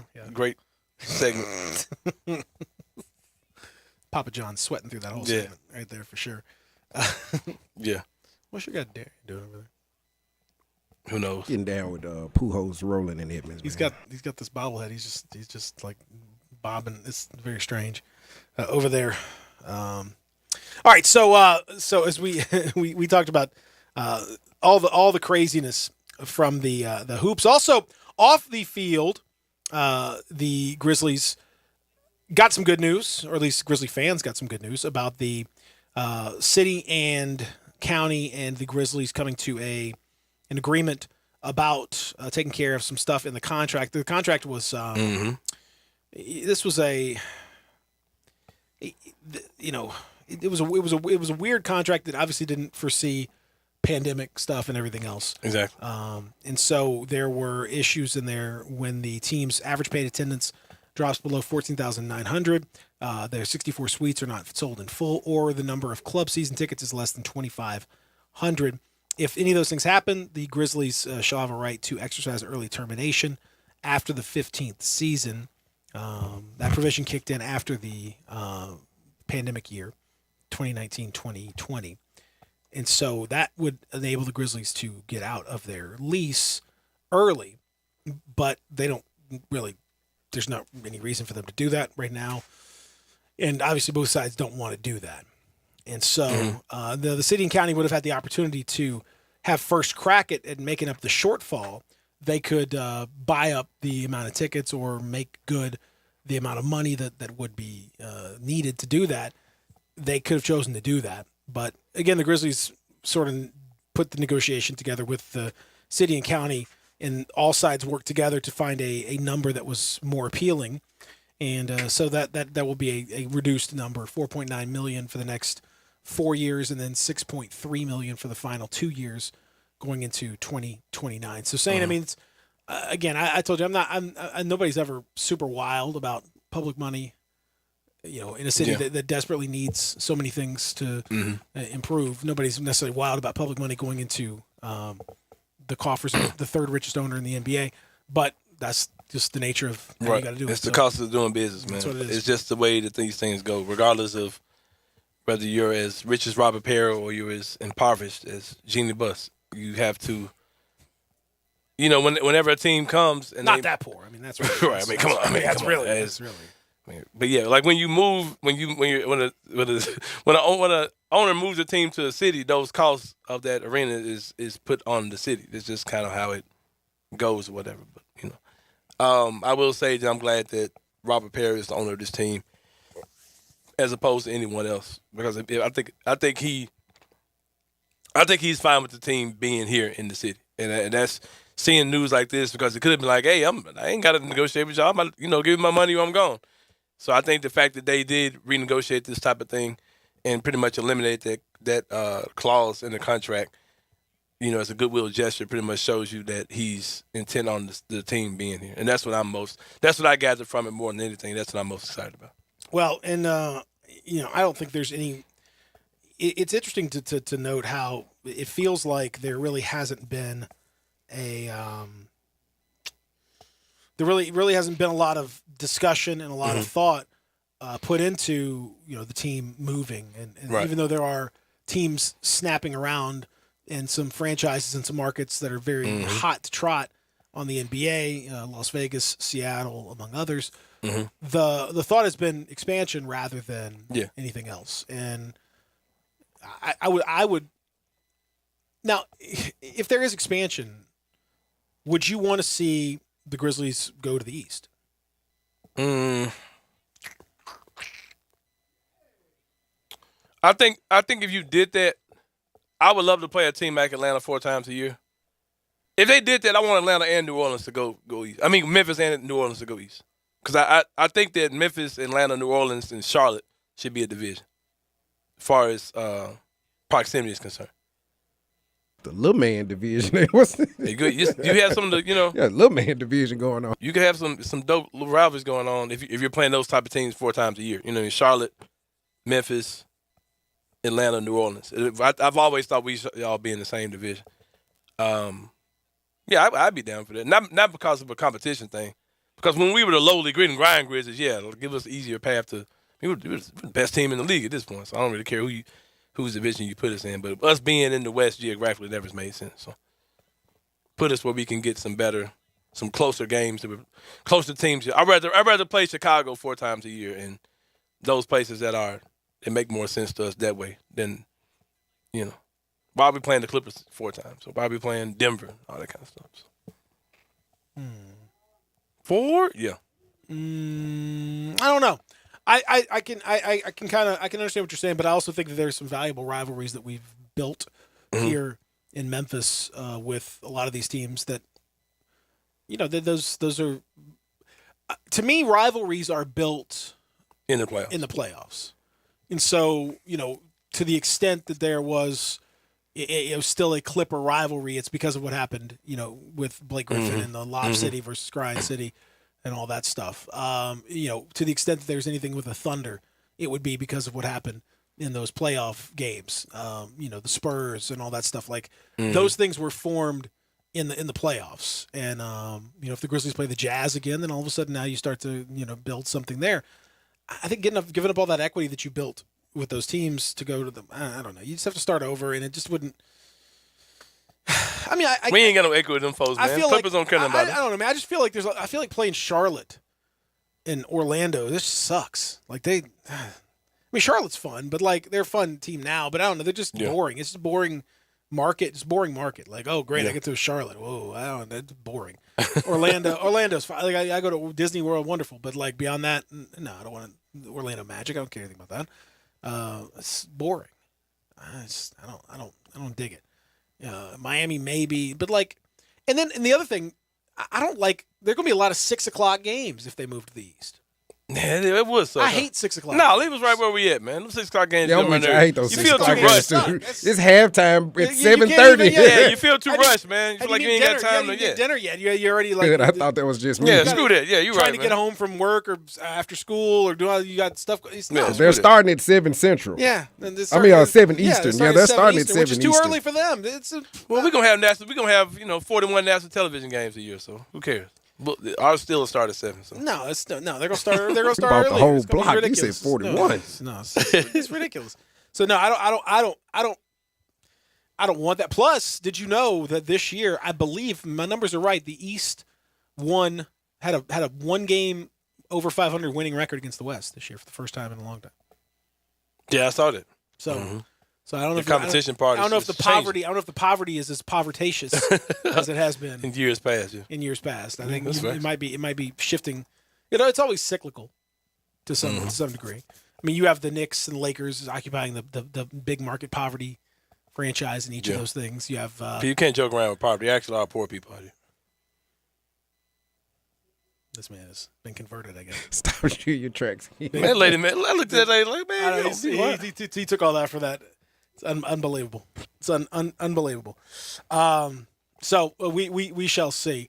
But tonight, again, that's the doubleheader will happen with the Eastern Conference game first, Cleveland and the Nets, then followed up for the late night tip on the Minnesota Timberwolves and the LA Clippers. And big night up in Minnesota for sure. Also, real quick, Daniel Snyder. What a jerk. Owner of the Washington franchise, who, according to reports that Congress is sending open letters to attorneys general across the 3 states that were involved in this. The U.S. House Oversight Committee sent a letter to the Federal Trade Commission along with those attorneys general saying it found evidence that Washington engaged in unlawful financial conduct. The committee said the team withheld ticket revenue from visiting teams and withheld refundable ticket deposits, $5 million worth, from season ticket holders. Apparently, according to the committee, emails, documents, and statements made by former employees indicate team executives and owner Dan Snyder engaged in, quote, a troubling, long-running, and potentially unlawful pattern of financial conduct. The business practice that they used, they involved 2 different sets of accounting books, and it was known as juice inside the Washington front office, that you would skim off some of the ticket price. You would charge $55, for example. In one example they used, they charged $55 for a ticket, but you would only book that you charged $44 for the ticket, and you would take that $11 in between, and you would hold on to that. Man, you talking about poverty. And you would shift that money into a different set of books, and you would say that came from, they used examples here of a Kenny Chesney concert or a college football game between Air Force and Navy. So they would shift that revenue over to one of those things so that it wouldn't go on the NFL's books and they wouldn't be required to pay the 40% revenue sharing. Whoever did that ran restaurants for a while. That sound like late night restaurant stuff to me. There's definitely some of the cash tip situation. You pull a little bit out of the till and do the there's a lot of that stuff right there. So it is now obviously the team is saying that's not true, but there are plenty of there's quite a bit of evidence. Man, that's situation. Grimy. It is grimy, and if it wasn't grimy enough to have Daniel Snyder as part of all the sexual harassment situations and ogling cheerleaders and sending them in to get topless in front of sponsors and having these men pay money to go and ogle the cheerleaders on these trips to like Costa Rica and stuff. Just nasty, just perv stuff. I'm nasty. I ain't Dan Snyder nasty. On top of that, that's what Jerry Buss did in wintertime. On top of that, he's out here, skimming money. And what's ridiculous is that according to a lot of the emails, like there were season ticket holders that were waiting for their deposit back, and there were specific instructions not to give it to them, to just like hold on to that money and to shift it around.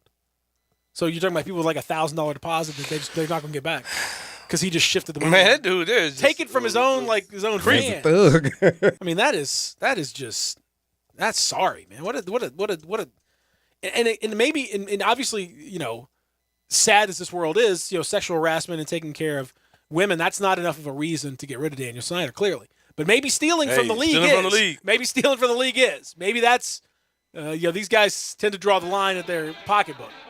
So maybe that's what it'll take. Sad times, bro. Just like, Donald Sterling, all of his racism and the horrible way he treated his black clientele and his players for years and years. Play around with that market share. It didn't matter at all. But once that became public and you start seeing the league take a financial hit, then it's like, oh, you got to get. So, oh, man. Principles.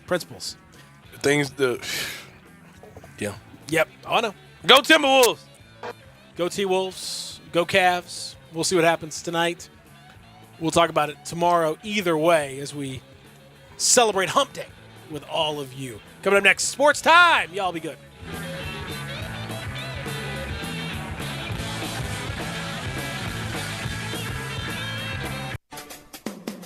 Hi, this is John Conway with Conway Services. When was the last time you had your heating system cleaned? How about a safety inspection? Right now, Conway Service is offering our 16-point Energy Saver Super Tune-Up on your heating system for only $69.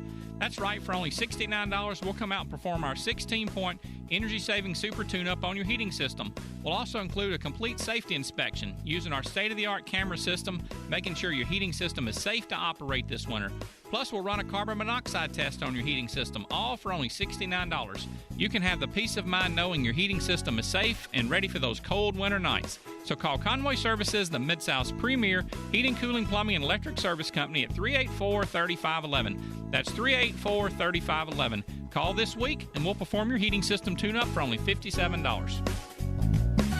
Call 384-3511. Conway Services. Call Conway today. What's for dinner? Burgers? After last week, no thanks. Avoiding foods due to fear of diarrhea, gas, bloating, stomach pain, or loose, oily stools? It may not be just stomach issues. It could be EPI, or exocrine pancreatic insufficiency.